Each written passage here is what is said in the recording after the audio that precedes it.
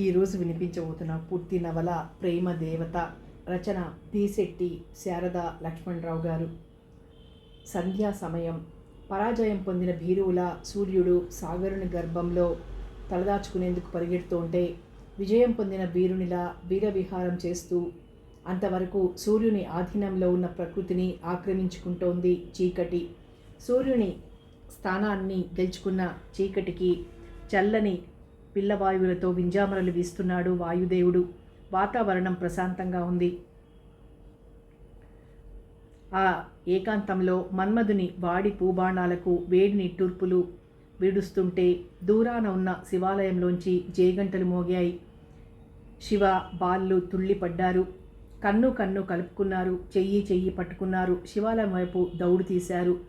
శివ వయస్సు 24, బాల వయస్సు 18 ఏళ్ళు. శివాలయం. పూజారికి శివ బాలాలంటే ప్రాణం. ఆడి పాడి కలిసిమెలిసి ఆనందంగా తిరిగే ఆ ముచ్చటైన జంట ఏనాటికైనా ఒక్కటి కావాలన్నది అతని ఆకాంక్ష. శివ బాలలు పసిప్రాయం నుండి కలిసి ఉన్నారు. మనసు కలుపుకున్నారు. ఒకే బడిలో చదువుకున్నారు. ఒకే గుడికి అంకితమయ్యారు. అందుకే పూజారికి ఆ జంట జవ్వనులంటే అంత ఇష్టం. శివ చక్కని చిత్రకారుడు. రవివర్మ అందాలకు సహితం అందని ఆంతర్యాలను గ్రహించి చిత్రాలను ప్రాణప్రతిష్ఠ చేయగల దిట్ట. కొమ్మ మీద కోయిలమ్మ పాడిన, కొమ్మల్లో కోతి కొమ్మచ్చులాడిన, వినీలాకాశంలో వింత సోయగం కనిపించిన శివ చిత్రలేఖనంలో ఆ రేఖలు ప్రాణం పోసుకుంటాయి. అది చూసి గలగల పారే సెలయేరులా తుళ్ళుతూ తూలుతూ గజ్జె గల్లుమనిపించి ఒళ్ళు జల్లుమనిపించే నాట్య మయూరి అవుతుంది బాల. ఆమె ఆటపాటలకు ఆదిశంకరుడే దిగివచ్చాడా అన్నట్లు శివ డమరుకం వాయిస్తూ శృతి కలుపుతాడు. ఫలితం ఆ పవిత్ర ప్రేమమూర్తుల ప్రణయ నృత్య గానాలకు ముక్కోటి దేవతలు ముచ్చటపడి చిరాయువుగా దీవిస్తారు. ప్రకృతి పులకరించి సుతారంగా పలకరించి పూల అక్షింతలు కురిపించి పరవశిస్తోంది. కొండల్లో కోనల్లో చేలల్లో చెట్లల్లో ఎక్కడ బాల కాలు కదిపినా అక్కడ శివ ఊహాసుందరి గీతం రూపంలో సాక్షాత్కరిస్తుంది. వాళ్ళ అనుబంధం కొండలకు కోనలకు సెలయేటికి చెట్టుకి గట్టుకి ఉన్న సంబంధం, వసంతానికి కోయిలకు ఉన్న రాగానుబంధం. శివ స్వాతి చినుకులా కనిపిస్తే ముత్యపు చిప్పవుతుంది బాల.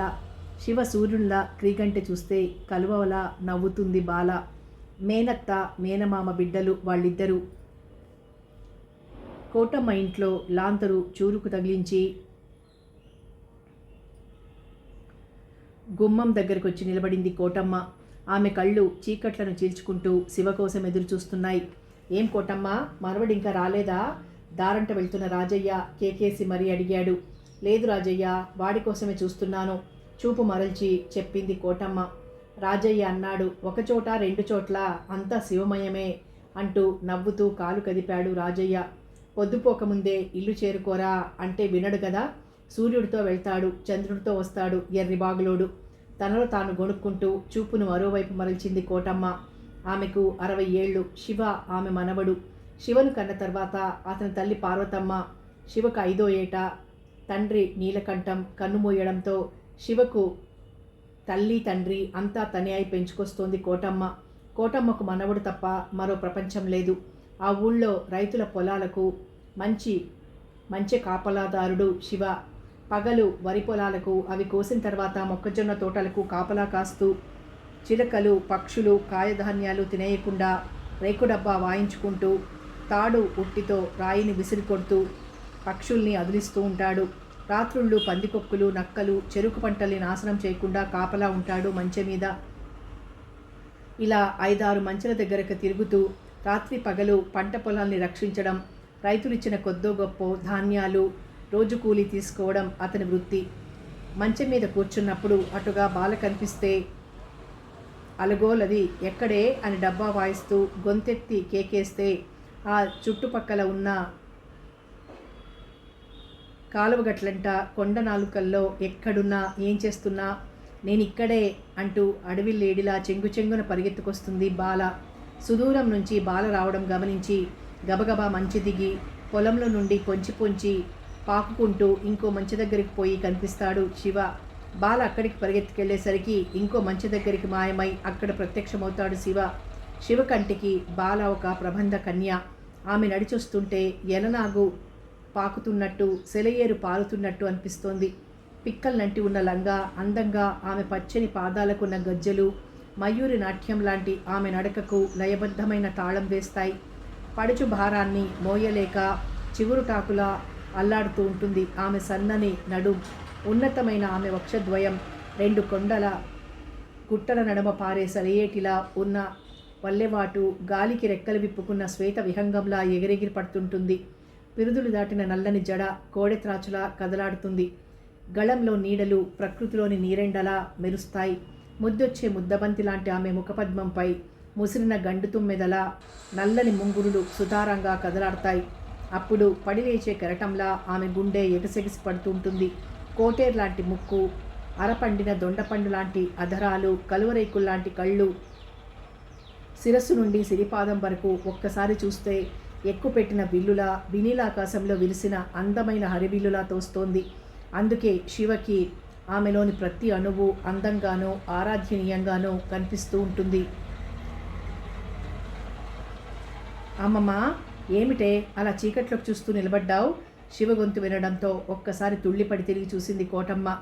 శివ ఎదురుగ్గా నిలబడున్నాడు. మనవడిని చూడ్డంతో ఒక్కసారి ఆమె కళ్ళు తళుక్కుమన్నాయి. అబ్బా, ఎన్నిసార్లు చెప్పాలరా నీకు? కాస్తంత పొద్దుగూకక ముందు కొంపకు చేరుకోరాదు? ఈ చీకట్లో పొరుగు పుట్రా తిరుగాడుతుంటాయి, కన్ను పొడుచుకున్న కానరాని చీకటి అంటూ ఇంట్లోకి కదిలింది కోటమ్మ. ఎందుకే అంత భయం? ఆ పొరుగు పుట్రకు నాకు జీవనాధారం.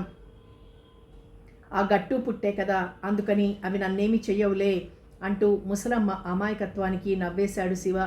గబగబా నూతి దగ్గర స్నానం ముగించాడు శివ. ఈలోగా గిన్నెలో అన్నం పెట్టి సిద్ధంగా కూర్చుంది కోటమ్మ. క్షణాలు నిమిషాలు దొర్లిపోతున్నాయి. శివ అన్నం దగ్గరికి రాలేదు. ఒరే శివయ్యా, కేకేసింది కోటమ్మ. జవాబు లేదు. పైకి లేచింది. పక్క గదిలోకి వచ్చింది. శివ పెద్ద అట్ట మీద బొగ్గుతో బొమ్మ గీయడంలో నిమగ్నమై ఉన్నాడు. బొమ్మ పక్కనే కిరసనాయిల్ బుడ్డి ఉంది. చుట్టూ ఉన్న చీకటిని తన శక్తి కొలది దూరంగా తరిమెయ్యాలని విశ్వ ప్రయత్నం చేస్తోంది. కోటమ్మ బొమ్మ వైపు కళ్ళు చిట్లించి చూసింది. ఆ బొగ్గు బొమ్మలో బాలరూపం జీవం పోసుకుంటోంది. బాల పిల్లిలా ఇంట్లో కడుగు పెట్టింది. ఆమె నెత్తి మీద చీపురు పుల్లల కట్ట ఉంది. పొందిగ్గా వాటిని పట్టుకుంది. చుట్టూరా చూస్తూ అడుగులో అడుగు వేసుకుంటూ మరొక్క అడుగు ముందుకేసింది. బాలా, ఉరుములాంటి పిలుపు. ఉలిక్కి పడింది బాల. చప్పున తల తిప్పింది. లోపల నుంచి గబగబా బయటకొచ్చాడు సత్యం.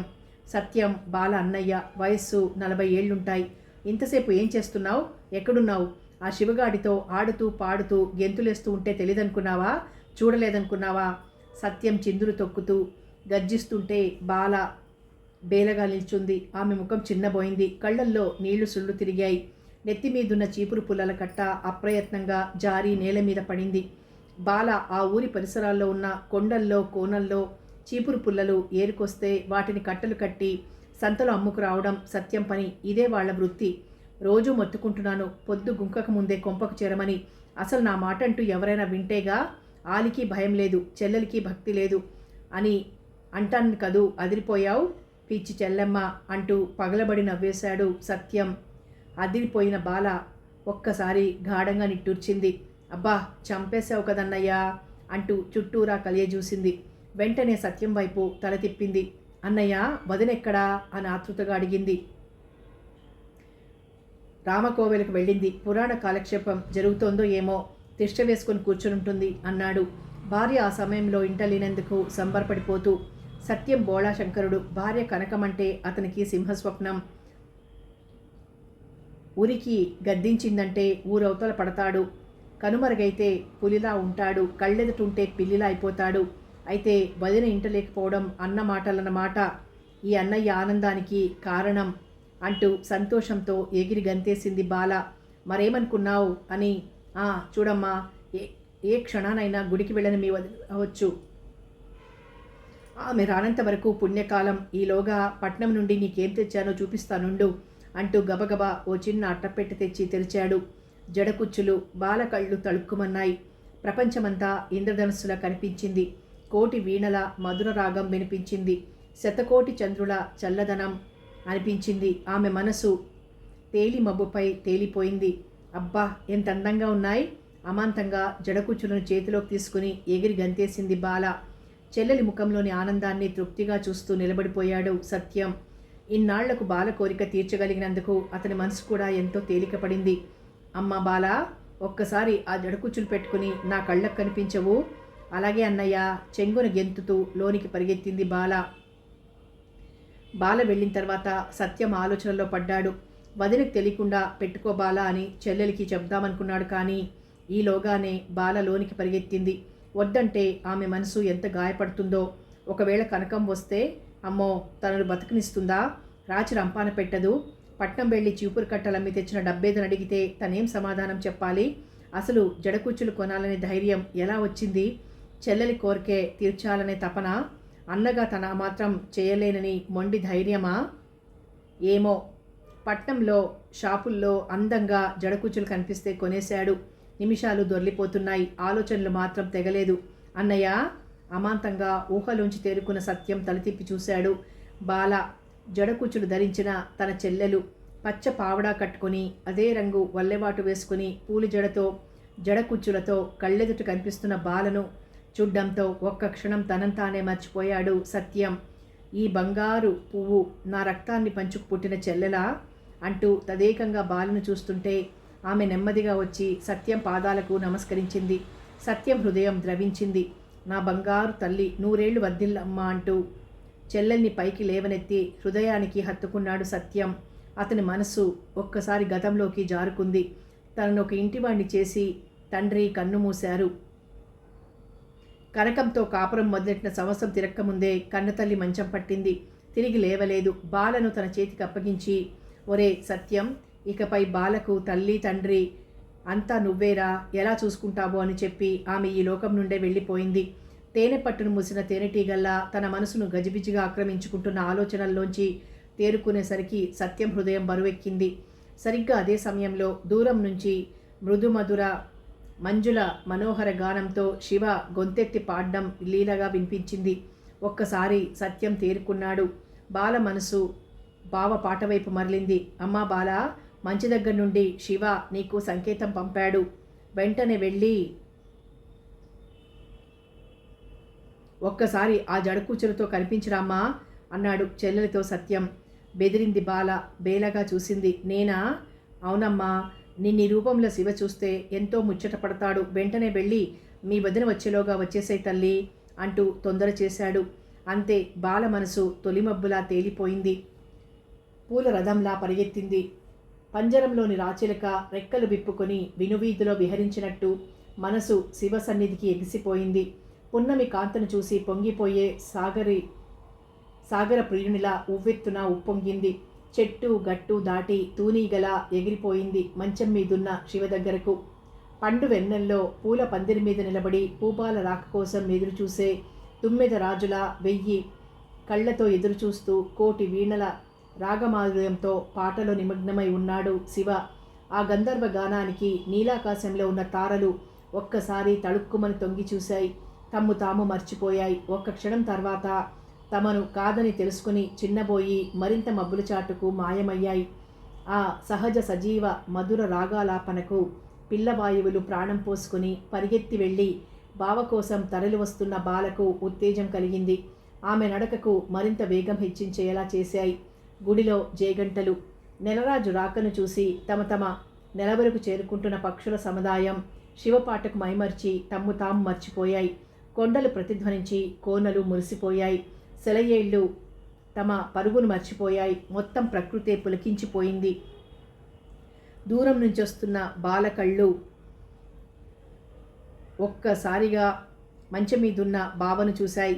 కలువకన్నె కటాక్షం కోసం లేచిన నెలరాజులా సప్తాశ్వాల రథం మీద అఖిల చరాచర ప్రపంచాన్ని పరిపాలించే సూర్యదేవునిలా వెలిగిపోతున్నాడు శివ. బాల ప్రకృతి కాంతలా పులకించింది. అంతవరకు బాల కంటబడకపోవడంతో శివ మరింత వేగంతో రాగాన్ని ఆలపించి మేఘాలతో ప్రాధేయపడ్డాడు. అప్పుడు మేఘాలు చంద్రుని దగ్గరకు పరిగెత్తి ఒక్కసారి ఆ ప్రియుని కోరిక తీర్చమని నెలరాజును అర్థిస్తే ఆ చల్లని చంద్రుడు తారామణుల బిగి కౌగిలి నుండి విడివడి చిరునవ్వుతో ముందుకొచ్చాడు. అంతే, పూర్ణ చంద్రోదయం వింతకాంతుల సోయగాలతో బాలరూపం తళుక్కుమంది. బాల కంటబడడంతో ఒక్కసారి శివ గంధర్వగానం మరిన్ని మలుపులు తిరిగి సొంపులు సంతరించుకుంది. ఒక్క ఉదుటన మంచం మీద నుండి కింది కురికాడు శివ. ఒకవైపు బాల, మరోవైపు శివ. వాళ్ళిద్దరూ ఏకమైతే కనుల పండువుగా చూడాలని తపనతో పైన చంద్రుడు. ఒకరిని మించిన వేగంతో మరొకరు పోటీ పడుతుంటే తారలు నవ్వుకున్నాయి. పూబాలలు పొంచి చూశాయి. అమాంతంగా ముందుకొచ్చిన శివ ఒక్కసారి జడకుచ్చులతో, పచ్చ పావడాతో, హంపి శిల్పంలా, అజంతా సుందరిలా, అపురూప సోయగాలతో, దివ్య దేవతామూర్తిలా సాక్షాత్కరించిన బాలను చూడ్డంతో కళ్ళు తళుక్కుమన్నాయి. బాల చుట్టూ తిరుగుతూ ఆమె అందచందాలను కళ్లతోనే జుర్రుతూ కొన్ని క్షణాలు ప్రపంచాన్నే మర్చిపోయాడు శివ. బాలా అంటూ చేతులు ముందుకు చాచాడు. బావా అంటూ బావ గుండెలపై వాలిపోయింది. ఎందరో ప్రేయసీ ప్రియుల ఆలింగనాలకు అభియోగం కల్పించిన నెలరాజు మాధవీలతల్లా పెనవేసుకున్న శివ బాలల సుందర దృశ్యానికి సిగ్గుపడి మబ్బుతెర్ల చాటుకి తప్పుకున్నాడు ఒక్క క్షణం. శివ బాలల ఆనందానికి ప్రకృతి మాత పరవశించింది. అశ్విని దేవతలు శుభాక్షితలు చల్లారు.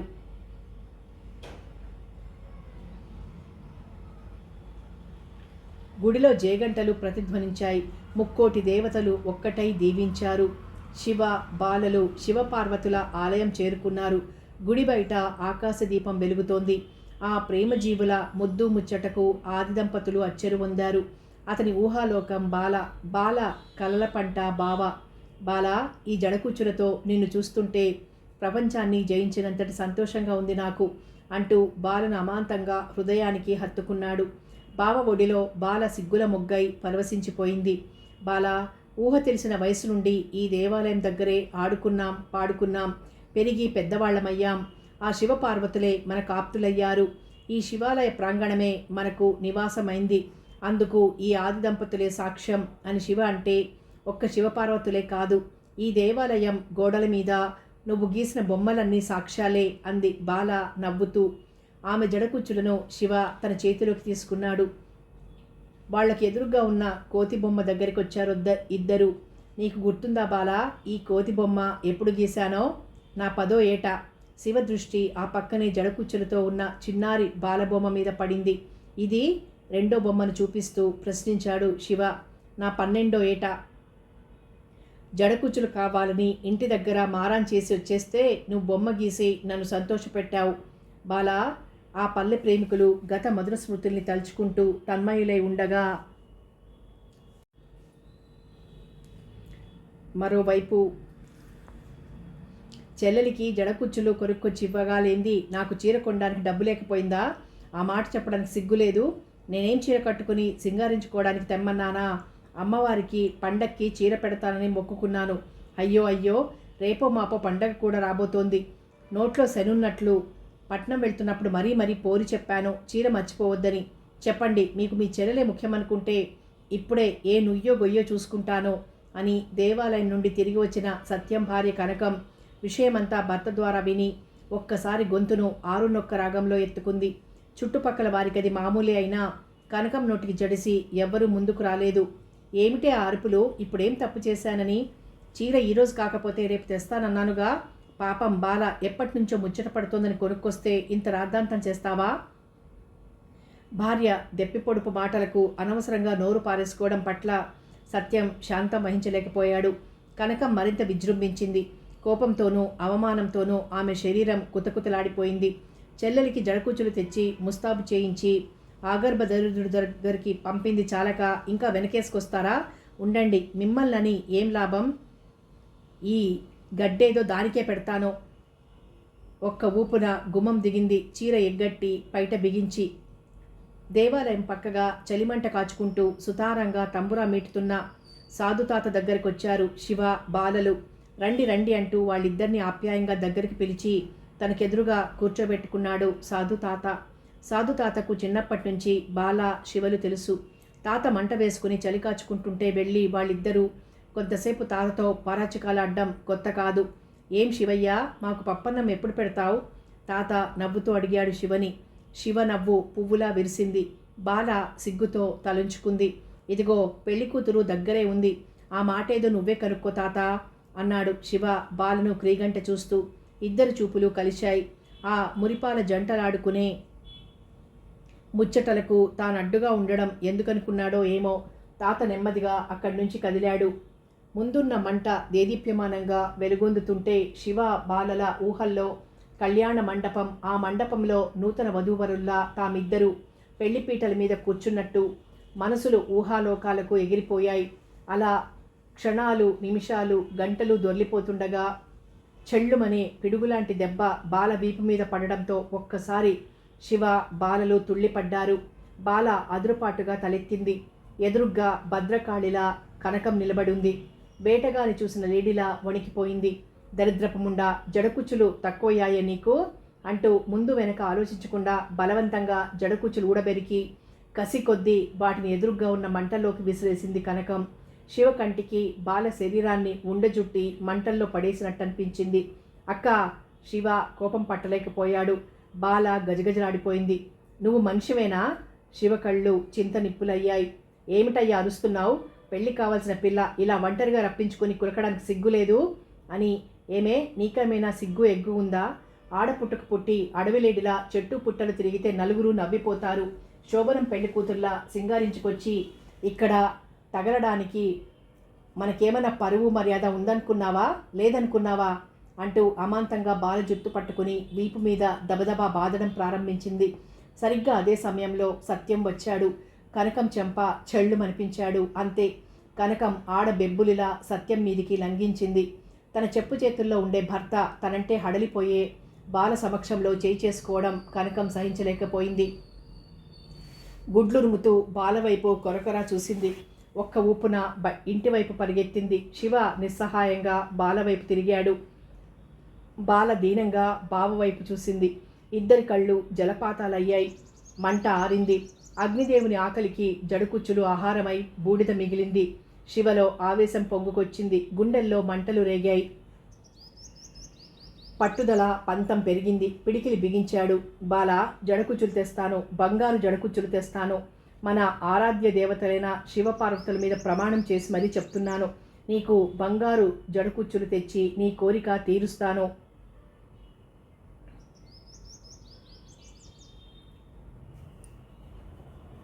అక్కయ్య కళ్ళు తెరిపించి నిన్ను పెళ్లాడతాను అంటూ బాల చేతిలో చేయి వేసి ఆవేశం హద్దులు దాటుతుంటే పొంగి పొరలే దుఃఖంతో అక్కడి నుంచి గబగబా కదిలాడు శివ. ఇల్లు ఎగిరిపోయేలా కనకమ్మ కేకలు పెట్టి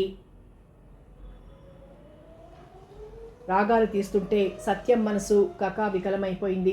భార్యకు నచ్చజెప్పాడు, బ్రతిమలాడాడు. ససేమిరా వినని మొండికేసింది కనకం. చివరకు కన్నీరాపి భర్త వైపు తిరిగింది.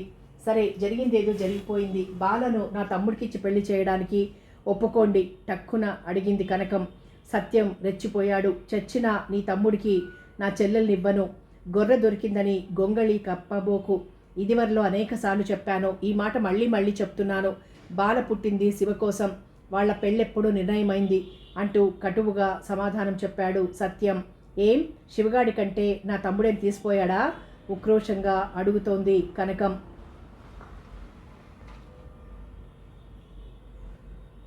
పువ్వు పుట్టేది పూజ కోసమో, ముళ్ళు పెరిగేది ముప్పు కోసమోను. తెలుసుండి ముళ్ళుని ముద్దులాడమంటావా అని సత్యం ముఖం పక్కకు తిప్పుకున్నాడు. అన్నా వదినల సంఘర్షణ వింటూ ఏమీ చేయలేక ఎటూ చెప్పలేక బాల కంటికి మంటికి ఏకధారగా విలపిస్తూ ఓ మూల కుప్పకూలి సొమ్మసిల్లిపోయింది. ప్రకృతికాంత ఉషోదయంతో కట్టిన పచ్చచీర విడిచి సంధ్యాస్నానం చేసి నల్లచీర కట్టింది. తూర్పు తెల్లారింది. ఊళ్ళోకి అందమైన కారొకటి వచ్చి సరాసరి సత్యం ఇంటి ముందాగింది. టిప్ టాప్గా డ్రెస్ చేసుకున్న బలరాం, జగ్గు కారు దిగారు. ఇద్దరు పట్నం బాబుల్లా ఉన్నారు. ఇద్దరికి 25 ఏళ్ల వయసు ఉంటుంది. బయటకు వచ్చిన కనకం ఒక్కసారి సూట్ వాలాలను చూసి టక్కున ఆగిపోయింది. అదేమిటా అక్క, నేను నీ తమ్ముణ్ణి బలరాంని అంటూ కళ్లకున్న రంగు అద్దాలు తొలగించి ముందుకొచ్చాడు బలరాం. కనకం ముఖం మీద 1000 జ్యోతులు వెలిగాయి. నువ్వట్రా బలరాం, ఎంతగా మారిపోయావురా, రారా అంటూ తమ్ముడి దగ్గరికి వచ్చింది కనకం. ఇతని పేరు జగ్గు, నా వ్యాపారానికి ఎన్నో విధాలా సహకరించిన కోటీశ్వరుడు అంటూ జగ్గుని అక్కకు పరిచయం చేశాడు బలరాం. ముగ్గురు లోనికొచ్చారు. సత్యం వాళ్ళని చూశాడు.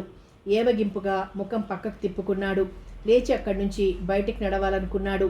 అదేమిటి బావా, నేను ఇలా వచ్చానో లేదో అప్పుడే బయటికి వెళ్తున్నావు? చనువుగా వచ్చి సత్యం ముందు నిలబడ్డాడు బలరాం. స్వయంగా పలకరించాడు గనక మాట్లాడక తప్పలేదు. బావుండదని ముఖం మీదకి చిరునవ్వు తెచ్చిపెట్టుకుని పని మీద వెళ్తున్నానని ముభావంగా చెప్పి వడివడిగా బయటికి నడిచాడు సత్యం. మీ బావ తత్వమే అంతా, నువ్వు ఇంకొకలా అనుకోకరా తమ్ముడికి సర్ది చెప్పింది కనకం. బలరాం కళ్ళు బాల కోసం ఒక్కసారి నలువైపులా గిర్రను తిరిగాయి. ఎక్కడా కనిపించలేదు. బాల ఎక్కడక్క? మనసులోని మాటను అణుచుకోలేక అడిగేశాడు. కాలు కదపకుండా తిని కూర్చోడానికి ఉన్నవాళ్ళం కాదు కదరా తమ్ముడు. చీపురు పుల్లలు ఏరుకురాకపోతే ఇల్లు గడిచేదెలాగా? తొలికోడి కుయ్యకముందే వెళ్ళి దీపాలు పెట్టే వేళకొస్తుంది అంది దీర్ఘంగా కనకం. తర్వాత ఇద్దరికి కుర్చీలు చూపించి కాఫీ తేవడానికి లోపలికి వెళ్ళింది. సరిగ్గా అదే సమయం పేపర్ కుర్రాడొకడు సైకిల్ మీద పత్రికలిస్తూ వెళ్లడం బలరాం కంటపడింది. కళ్లతోనే జగ్గుకి సైగ చేశాడు. జగ్గు గబాల లేచాడు. పత్రికలమ్మే కుర్రాడిని పిలిచి ఓ పత్రిక కొన్నాడు.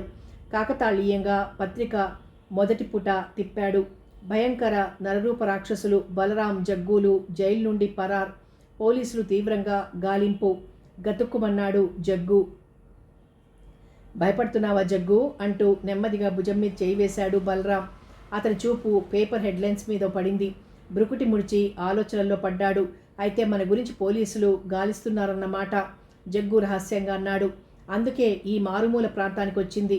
నిక్షేపంగా కొన్నాళ్ళిక్కడుండి సమయం చూసి బాలను లేపుకుపోవచ్చు ఆదేశించాడు బలరాం. బాబు శివయ్య కోటమ్మ దిక్కులు ప్రతిధ్వనించేలా శివ కోసం ఎలుగెత్తి పిలుస్తూ చెట్టులు పుట్టలు గాలిస్తూ రావడం చీపురు పుల్లలేరుతున్న బాల చెవిన పడింది. అంతవరకు ఏరిన పుల్లలను కట్టగా కట్టి ఒకచోట పెట్టి కోటమ్మకు ఎదురుగా పరిగెత్తింది. అమ్మా బాల, శివ ఎక్కడమ్మా? రాత్రి నుంచి ఇంటికి రాలేదు ఆందోళనగా అడిగింది కోటమ్మ. షాక్ తిన్నట్టు అదిరిపడింది బాల. రాత్రి నుండా? అవునమ్మా, బంగారు జడకుచ్చులు లేకుండా నీ ఎదుటికి తిరిగి రాను అన్న శివ మాటలు బాల చెవులో ప్రతిధ్వనించాయి. అయితే బావ అన్నంత పని చేశాడా? బాల మనస్సు బాధతో గిలగిలా కొట్టుకుంది. రామ్మ వెతుకుదాం. కోటమ్మ ఒకవైపు, బాల మరోవైపు పరుగు తీశారు. కనిపించిన వారందరినీ అడిగింది కోటమ్మ. మాకు తెలియదంటే మాకు తెలియదనేశారు అందరూ. తామిద్దరూ కలుసుకునే చోటల్లా వెతికింది బాల. శివ జాడలేదు. నిమిషాలు గంటలు ఇద్దరూ తిరిగారు. ఎందరినో అడిగారు. శివ వైనం తెలియలేదు. తిరిగి తిరిగి అలసి శివాలయం ముందర కూలబడిపోయింది కోటమ్మ. బాల గుండె చెరువైంది. కళ్ళు జలపాతాలయ్యాయి. నాయనమ్మకు జరిగింది చెప్పాలా వద్దా? చెప్తే ఆమె మనసు మరింత బాధపడుతుంది. ఎలా, ఏం చెయ్యాలి? బాల మనసు కొట్టుమిట్టాడిపోయింది. ఎక్కడికో వెళ్ళుంటాడు, వస్తాడులే కోటమ్మ, బాధపడకు పూజారి ధైర్యం చెప్పాడు. అయినా కోటమ్మకు కన్నీరాగలేదు. శివ గురించి సత్యానికి చెప్దామనుకుని వడివడిగా ఇంటికొచ్చిన బాల ఎదురుగా వాలుకుర్చీ మీద కూర్చుని విలాసంగా సిగరెట్ కాలుస్తున్న అపరిచిత వ్యక్తిని చూసి టక్కునాగిపోయింది. బలరాం బాలను చూశాడు. అతని కళ్ళు జిగేలుమన్నాయి. What a wonderful beauty! మనసులో అనుకోవాల్సిన మాటను పైకనేస్తూ పైకి లేచాడు. ఏమిటి అలా చూస్తావు? మీ బలరాం బావ పట్నంలో పెద్ద వ్యాపారం చేస్తూ నిన్ను చూడాలని వచ్చాడు. కనకం గబగబా వస్తూ అంది బాలతో. బాల చరున లోనికి వెళ్ళింది. అబ్బా, అజంతా శిల్పసుందరిలా ఉంది బాల అన్నాడు కనకంతో బలరాం. నీకు కాబోయేదే కంట్రా తమ్ముణ్ణి సమర్థిస్తూ అంది కనకం. బలరాం మనసులో చిరునవ్వు విషపు నవ్వుగా మారింది. అన్నయ్య, బావ రాత్రి నుండి ఇంటికి రాలేదట. నాయనమ్మ ఊరంతా వెతుకుతోంది. పంచపాళిలో చీపుళ్ళు కట్టెలుగా కడుతున్న సత్యం బాల చెప్పింది విని గతుక్కుమన్నాడు. అంటే ఒకవేళ బంగారు కుచ్చుల గురించి సత్యం ఆలోచనల్లో పడ్డాడు. అదే అర్థం కావడం లేదు. అంతా వెతికాం, ఎక్కడా కనిపించలేదు. నేను వెతికొస్తానుండు. చేస్తున్న పనాపి సత్యం బయటికి పరిగెత్తాడు. గుట్టలు పుట్టలు చెట్లు చేలు ఆఖరికి నూతులు లోయలు అన్నీ వెతికాడు సత్యం. శివ ఆచూకీ తెలియలేదు. కంటికి మంటికి ఏకధారగా విలపిస్తున్న కోటమ్మ దగ్గరికి వచ్చాడు సత్యం. ఊరుకో నాయనమ్మ, వాడేం పసివాడు కాదు కదా, పని మీద ఎక్కడికో వెళ్ళుంటాడు. నేను అసమర్థుణ్ణి. ఒక్కగానొక్క చెల్లెలి కోరిక నేను తీర్చలేనని తెలుసుకుని శివ పూనుకున్నాడు. బాలకు బంగారు జడకుచ్చులు తెస్తానని వెళ్ళాడు అంటూ గత రాత్రి జరిగిందంతా చెప్పి కోటమ్మకు ఊరట కలిగించాడు సత్యం. అప్పటికి గాని కోటమ్మకు మనసు స్థిమితపడలేదు. పట్నంలో పరంధామయ్య గారు ఓ లక్షాధికారి. సినిమా పోస్టర్లు, బ్యానర్లు, డిజైన్లలో పేరెన్నికగన్న Sudha publicity consultation proprietor. Sudha Parandhamayya గారి ఏకైక పుత్రిక. కాలేజీలో BA చదువుతోంది. సుధా పేరు మీద నెలకొల్పిన పబ్లిసిటీస్ అనతి కాలంలోనే గొప్ప పేరు ప్రఖ్యాతులు ఆర్జించుకుంది. శివ సరాసరి సుధా పబ్లిసిటీస్ ఆఫీస్కొచ్చాడు. పరంధామయ్య గారిని కలిశాడు. సుధా పబ్లిసిటీస్లో ఉద్యోగం దొరికింది. శివకు సినిమా బ్యానర్స్ రాసే పని అప్పజెప్పాడు. శివ చేతిలో రంగులు ప్రాణం పోసుకుని బొమ్మలు సజీవ రూపాలయ్యాయి. పరంధామయ్య సహా ఆర్టిస్టులు శివ పనితనానికి ఆశ్చర్యపోయారు. సుధా ముఖ్య కూడలిలో శివ రాసిన సినిమా బ్యానర్సు చోటు చేసుకున్నాయి. అలాంటి సజీవ చిత్రాలను ఇంతవరకు ఏ చిత్రకారుడు గీయలేదు. జనం ముక్కు మీద వేలేసుకున్నారు. శివ పని పట్ల, శ్రద్ధ పట్ల పరంధామయ్యకు మక్కువ ఏర్పడింది. ఒకరోజు కూతురు సుధతో బ్యానర్స్ షెడ్కి వచ్చాడు పరంధామయ్య. ఆ సమయంలో బ్యానర్స్ రాయడంలో నిమగ్నమై ఉన్నాడు శివ. సుధ చూసింది. ఆమె కళ్ళల్లో కోటి జ్యోతులు వెలిగాయి. శివని ఎంతో ప్రశంసించింది. పరంధామయ్య శివ వివరాలు అడిగాడు. శివ తానెవరైంది విశదీకరించి ఎందుకు పట్నం వచ్చింది చెప్పాడు. బాల నా 6వ ప్రాణం. ఆమెకు బంగారు జడకుచ్చులు సంపాదించడం నా లక్ష్యం. అందుకే రాత్రి పగలు కష్టపడుతున్నాను అన్నాడు దృఢంగా. తండ్రి కూతుళ్ళు శివ పట్టుదలను ఎంతో మెచ్చుకున్నారు. అప్పటికి ఇల్లు విడిచిపెట్టి శివ 2 నెలలైంది. సరే, ఆ బంగారు జడకుచ్చులు నేను కొనిస్తాను, కొంత డబ్బు కూడా ఇస్తాను. మీ గ్రామం వెళ్ళి బాలను పెళ్లి చేసుకుని వెంటబెట్టుకునిరా. ఇక్కడే ఉద్యోగం చేసుకుంటూ స్థిరంగా ఉండిపోదు గాని. పరంధామయ్య శివని ప్రోత్సహించాడు. బాల కళ్ళల్లో మెదిలింది. కళ్ళంట ఆనంద బాష్పాలు రాలాయి. మరోనాడు సుధ డబ్బుతో వచ్చింది శివ దగ్గరకు. శివని కారులో కూర్చోబెట్టుకుని నగల షాపుకు తీసుకువెళ్ళింది. శివకి నచ్చిన పద్ధతుల్లో బంగారు జడకుచ్చులకు ఆర్డర్ ఇచ్చింది. మొత్తం 2000 డబ్బు సుధ చెల్లించింది. ఇద్దరూ బంగారు జడకుచ్చులతో పరంధామయ్య దగ్గరికి వచ్చారు. జడకుచ్చులను చూసి పరంధామయ్య ముఖం వికసించింది. ఇది నీకు అడ్వాన్సు, పెళ్లి ఖర్చులకు మరో 3000 ఇస్తున్నాను, వెంటనే బయలుదేరంటూ మనసారా ఆశీర్వదించాడు పరంధామయ్య. శివ కళ్ళు చెమ్మగిల్లాయి. ఆఖరి బ్యానర్ పూర్తి కావచ్చింది. దాన్ని రాత్రికి పూర్తి చేసి తెల్లారే ఊరు వెళ్తానన్నాడు వినమ్రతగా శివ. అలాగే అన్నాడు పరంధామయ్య. ఆ రాత్రి షెడ్డులో సినిమా పోస్టర్ బొమ్మ పూర్తి చేస్తుంటే అతని కళ్ళల్లో బాలరూపం ప్రత్యక్షమైంది. పచ్చ పావడాతో, పూల జడతో, తను పట్టుకెళ్లే బంగారు జడకుచ్చులతో గల్లు గల్లుమని బాల నడిచి వస్తుంటే కలహంస నడిచొస్తున్నట్లు, మృదంగం మ్రోగుతున్నట్లు, తరంగం కదులుతున్నట్లు.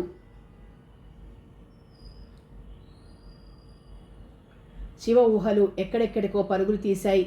తన సంపాదన తెలుసుకుంటుంది బాల. తన ప్రయోజకత్వానికి మురిసిపోతుంది బాల. తన ప్రేమను గుండెల్లో బదులుపరుచుకుంటుంది బాల. పెళ్ళైన వెంటనే బాలతో పట్నం రావాలి.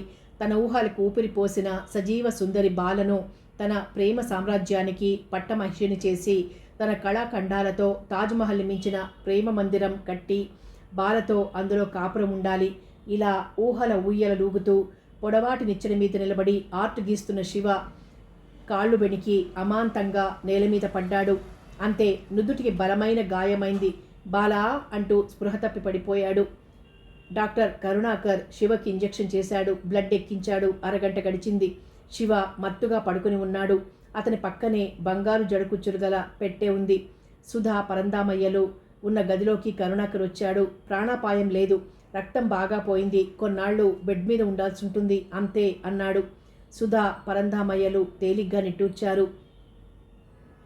కరుణ, శివ కథ విన్నావా?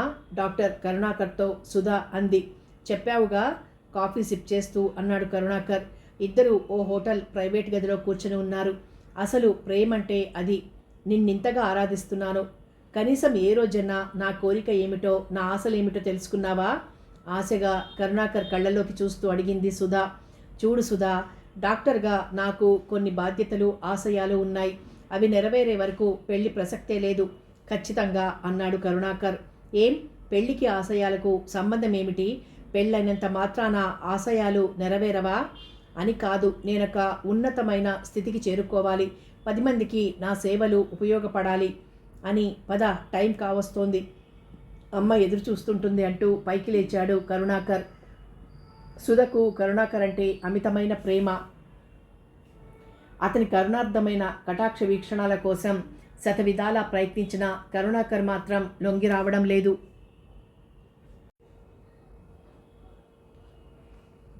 నెల రోజులు గడిచాయి. శివకి పూర్తిగా స్వస్థత చేకూరింది. కళ్ళు తెరిచింది లగాయితూ. జడకుచున్న పెట్టె మాత్రం విడిచిపెట్టలేదు.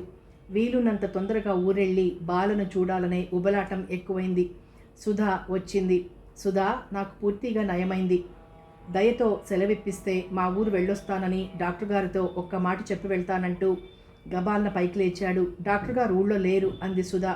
అంటే నీకు తెలీదు, నెల రోజులుగా నువ్వు బెడ్ మీద ఉన్నావు. 20 రోజుల క్రితం ఆంధ్రదేశంలో మరిచిపోరాని ఓ ఘోర దుర్ఘటన జరిగింది. దివిసీమ మొత్తం పెను తుఫాన్కు గురై వేలాది మందిని పొట్టన పెట్టుకుంది. భూమి కంపించినట్లు అదిరిపడ్డాడు శివ. వైద్య సదుపాయాలు చూడ్డానికి కరుణాకర్ అక్కడికే వెళ్ళాడు. 15 రోజులు దాటింది. సుధా చెప్పడం పూర్తి కాకముందే బాలా అంటూ గావు కేక వేసి బయటికి పరిగెత్తాడు శివ. ప్రళయకాల మహమ్మారిలా తుఫాన్ రక్కసి తన కసి తీర్చుకుని కదిలిపోయిన తర్వాత ఆ ప్రాంతమంతా నిర్మానుష్యంగా, నిస్తేజంగా, నిరామయమై ఉంది. ఊరు లేదు, వాడ లేదు, ఇల్లు లేదు, పొలం లేదు, జనం లేరు, ధనం లేదు. అంతా శూన్యం, జలమయం, భయంకర నిశ్శబ్దం, అగమ్య గోచరం. కానీ శివపార్వతుల దేవాలయం మాత్రం చెక్కు చెదరలేదు. శివ దేవాలయం దగ్గరకొచ్చాడు. అతని గుండె బద్దలైంది. తన బాల ఎక్కడా, తన ఇల్లెక్కడా, అమ్మమ్మ ఎక్కడా, అసలు ఊరెక్కడా? ఆ నిర్జన ప్రదేశంలో ఏకాకిగా విలపిస్తూ శూన్యంలోకి చూస్తున్న శివకి కన్నీరు కడవలైంది. ఎదురుగ్గా దేవాలయం గోడల మీద కోతి బొమ్మ, జడకుచ్చులతో ఉన్న బాలబొమ్మ కనిపించడంతో శివకి మరింత దుఃఖం పొంగుకొచ్చింది. పరిగెత్తుకెళ్ళి ఆ బొమ్మలకు తల బాదుకున్నాడు. తాత తాత అంటూ గుండెలు పగిలేలా విలపిస్తుంటే అతని ఆర్తనాదానికి ప్రకృతి మాత హృదయం తరుక్కుపోయింది. శివపార్వతులు నిస్సహాయంగా చూస్తూ ఉండిపోయారు. అంతలో బాబు, శివ అన్న పిలుపు లీలగా వినిపించింది. చప్పున తల తిప్పి చూశాడు శివ. తాత 1000 ఏనుగుల బలమొచ్చినట్లు పరిగెత్తుకొచ్చి తాత అంటూ అతని ఒడిలో వాళ్లిపోయాడు శివ. అయిపోయింది బాబు, సర్వనాశనం అయిపోయింది. గంగమ్మ తల్లి పగబట్టి ఊళ్ళనే తన పొట్టన పెట్టుకుంది అంటూ బావురుమన్నాడు సాధు తాత. తాత, బాల నాయనమ్మల జాడేమైనా తెలిసిందా? శివ ఆతృతను అణుచుకోలేక గబగబా అడిగాడు. ఎలా తెలుస్తుంది బాబు? తుఫానొచ్చి 20 రోజులైంది. ఆ రాత్రి నేను పక్కూర్లో ఉన్నాను కనుక ప్రాణాలు దక్కాయి. ఎవరైనా కనిపిస్తారేమోనని రోజు ఈ దేవాలయం దగ్గరకు వస్తున్నాను. నాయనమ్మ, సత్యం, కనకం, ఆఖరికి బాల ఒక్కరూ మిగిలినట్టు లేరు బాబు. శివకు నెత్తిమీద పిడుగు పడినట్లయింది. కాళ్ల కింద భూమి ఒక్కసారిగా కృంగినట్లనిపించింది. బాలా అంటూ దిక్కులు పిక్కటిల్లేలా రోధించాడు శివ. అతని కళ్లకు గోడ మీదున్న బాలరూపం ప్రకోపించిన, ప్రకృతి గావించిన విలయతాండవంలా నర్తించడం కనిపించింది. దివిసీమలో జల ప్రళయానికి బలైపోగా మిగిలిన వారి కోసం పునరావాస సౌకర్యాల ఏర్పాటు జరుగుతున్న ప్రాంతాలన్నీ గాలించాడు శివ. నిరాశే మిగిలింది. అన్నపానీయాలు మర్చిపోయాడు.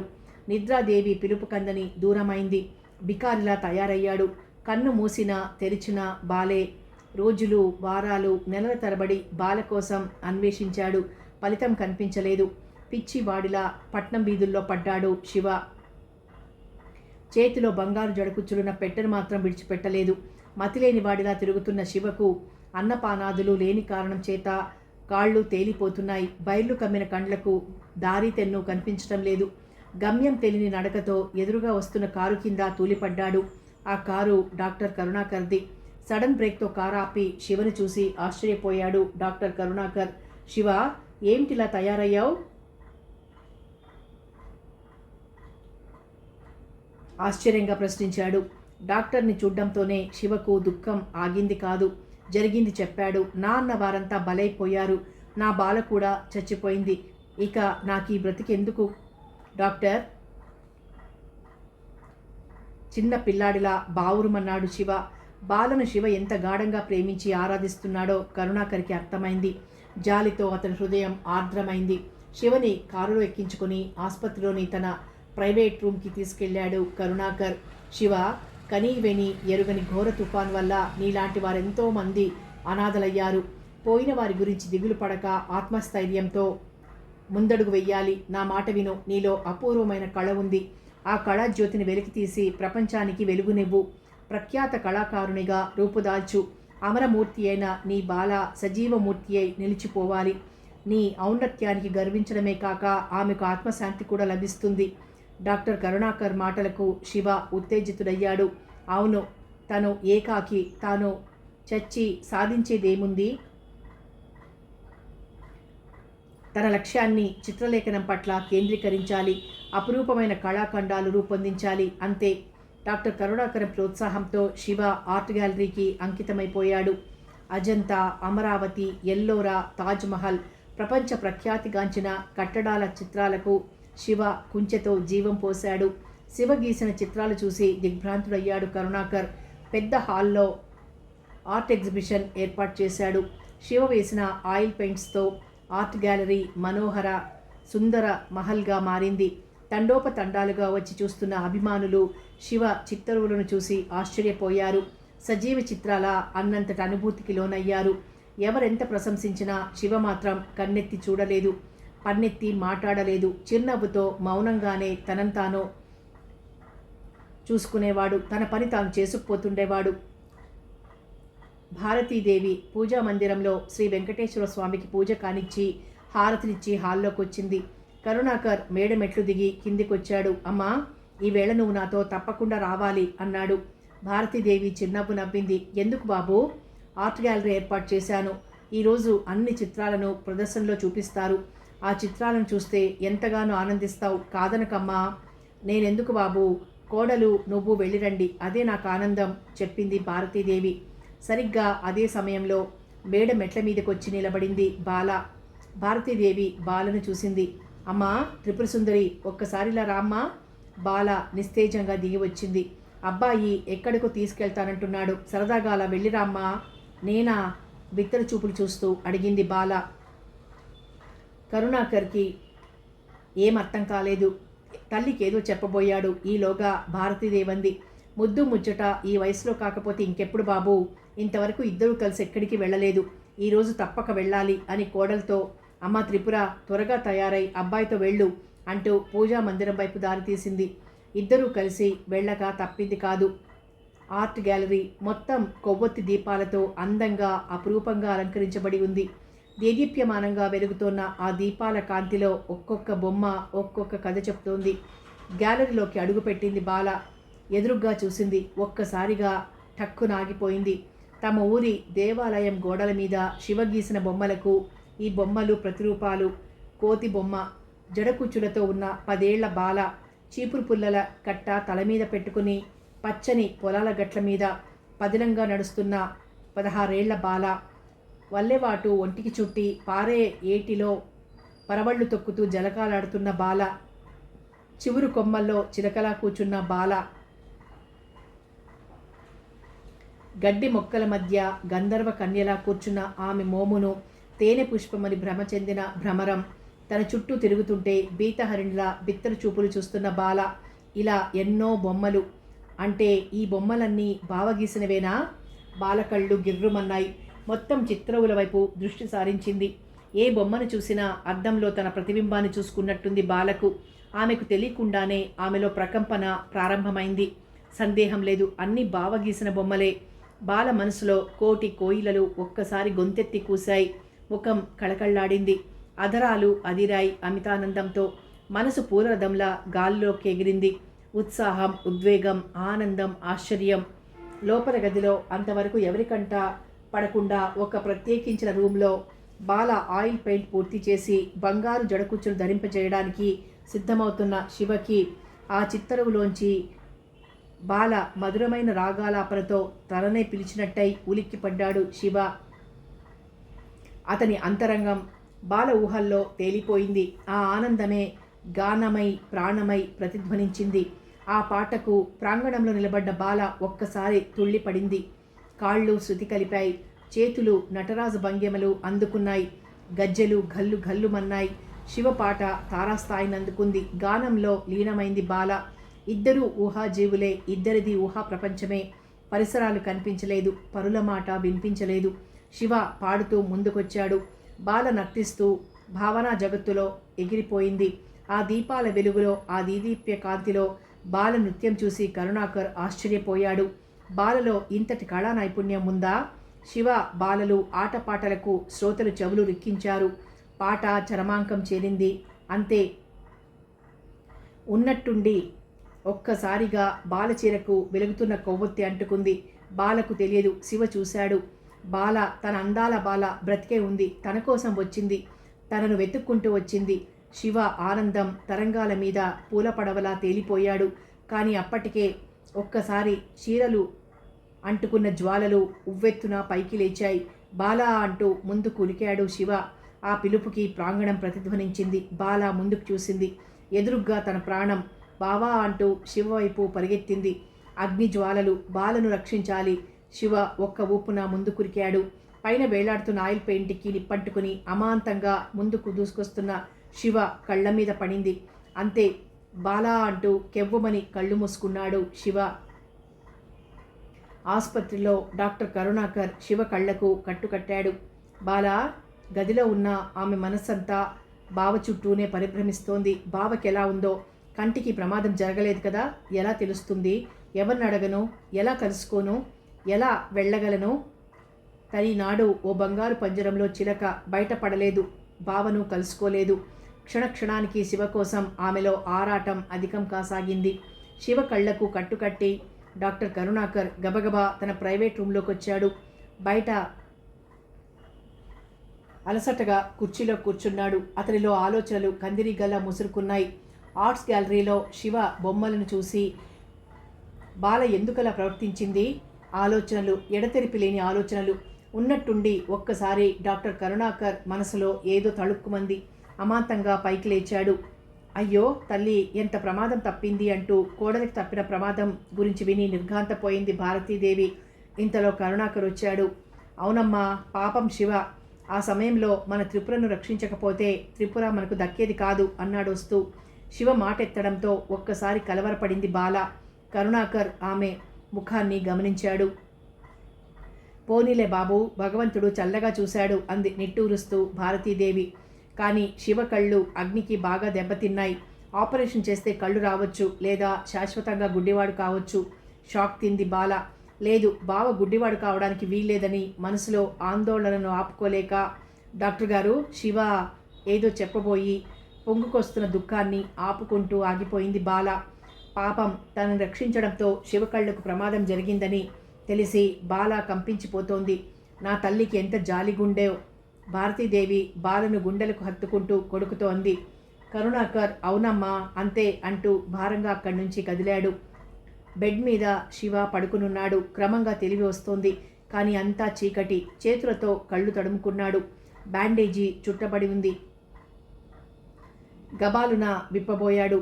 ఆగు శివ, డాక్టర్ కరుణాకర్ వస్తూ అన్నాడు. డాక్టర్ గారు, నాకేమీ కనిపించడం లేదు ఆందోళనగా అడిగాడు శివ. ప్రమాదం లేదు, అగ్నిసెగ బాగా తగలడం వలన కళ్లకు కట్టుకట్టవలసి వచ్చిందంతే అన్నాడు ఇంజెక్షన్ ఇస్తూ. డాక్టర్ గారు, నా బాల బ్రతికే ఉంది. ఆర్ట్ గ్యాలరీలోకి వచ్చింది. ఒక్కసారి కళ్ళారా చూడాలి, మనసారా మాట్లాడాలి. దయచేసి నా కట్లు విప్పండి. ప్రాధేయపూర్వకంగా 2 చేతులు ఎత్తి నమస్కరించాడు శివ. అదిరిపడ్డాడు కరుణాకర్. అతని మనసులో ఆందోళన, అలజడి ఉవ్వెత్తున లేచాయి. అయితే శివ ఆరాధ్య దేవత బాలన్న మాట. సప్త సముద్రాలు ఒక్కసారి పొంగి తనపై పడినట్లనిపించింది కరుణాకర్కి. డాక్టర్ గారు, బంగారు జడకుచ్చులు తెస్తానని నా బాలకి ప్రమాణం చేసి మరీ చెప్పాను. ఇదిగో ఆ పెట్టే. ఈ జడకుచ్చుల్ని సంపాదించి నా బాల కోరికే తీర్చాలన్న తపనతోనే బాలను ఉన్న ఊరిని, కన్నవారిని అందరినీ విడిచిపెట్టి ఇంత దూరం వచ్చాను. జడకుచ్చుల్ని సంపాదించాను. నా బాలకు అందించాలని ఆనందంగా వెళ్ళిన నాకు నిర్మానుష్యమైన ఊరు వల్లకాడై నిరాశను మిగిల్చింది. అప్పటి నుంచి మతిలేని వాడినై, గతిలేని నేను గమ్యం తెలియక బాలను వెతుకుతున్నాను. దైవికంగా ఇప్పుడు కనిపించింది. ఈ జడకుచ్చుల్ని నా ప్రాణప్రదంగా ఎలా దాచుకున్నానో చూడండి డాక్టర్ గారు అంటూ పక్కనే ఉన్న పెట్టెను తడిమి గుండెల దగ్గరికి తీసుకున్నాడు శివ. డాక్టర్ కళ్ళు జలపాతాలయ్యాయి. శివ ఆపలేదు. మీకు తెలీదు డాక్టర్ గారు, నన్ను చూడకపోతే బాల ఒక్క క్షణం కూడా ఉండలేదు. బాలను నేను వెతుకుతున్నట్లే నన్ను కూడా బాల వెతుకుతుంటోంది. నా బాల పచ్చ పావడా కట్టుకుని జడకుచ్చులు పెట్టుకుని పూల జడ వేసుకుంటే ఎలా ఉంటుందో తెలుసా డాక్టర్ గారు?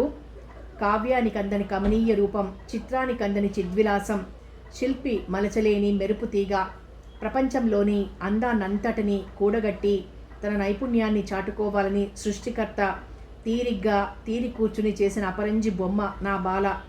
ఈ జడకుచ్చుల్ని నా బాల చూసినప్పుడు ఆ కళ్ళల్లో కనిపించే కాంతిని చూడాలి, తృప్తిని చూడాలి, ఆనందాన్ని చూడాలి. అందుకే నా కళ్ళు తెరిపించి చూపును ప్రసాదించండి. ఒక్కసారి బాలను చూసి శాశ్వతంగా గుడ్డివాడినైపోయినా పర్వాలేదు.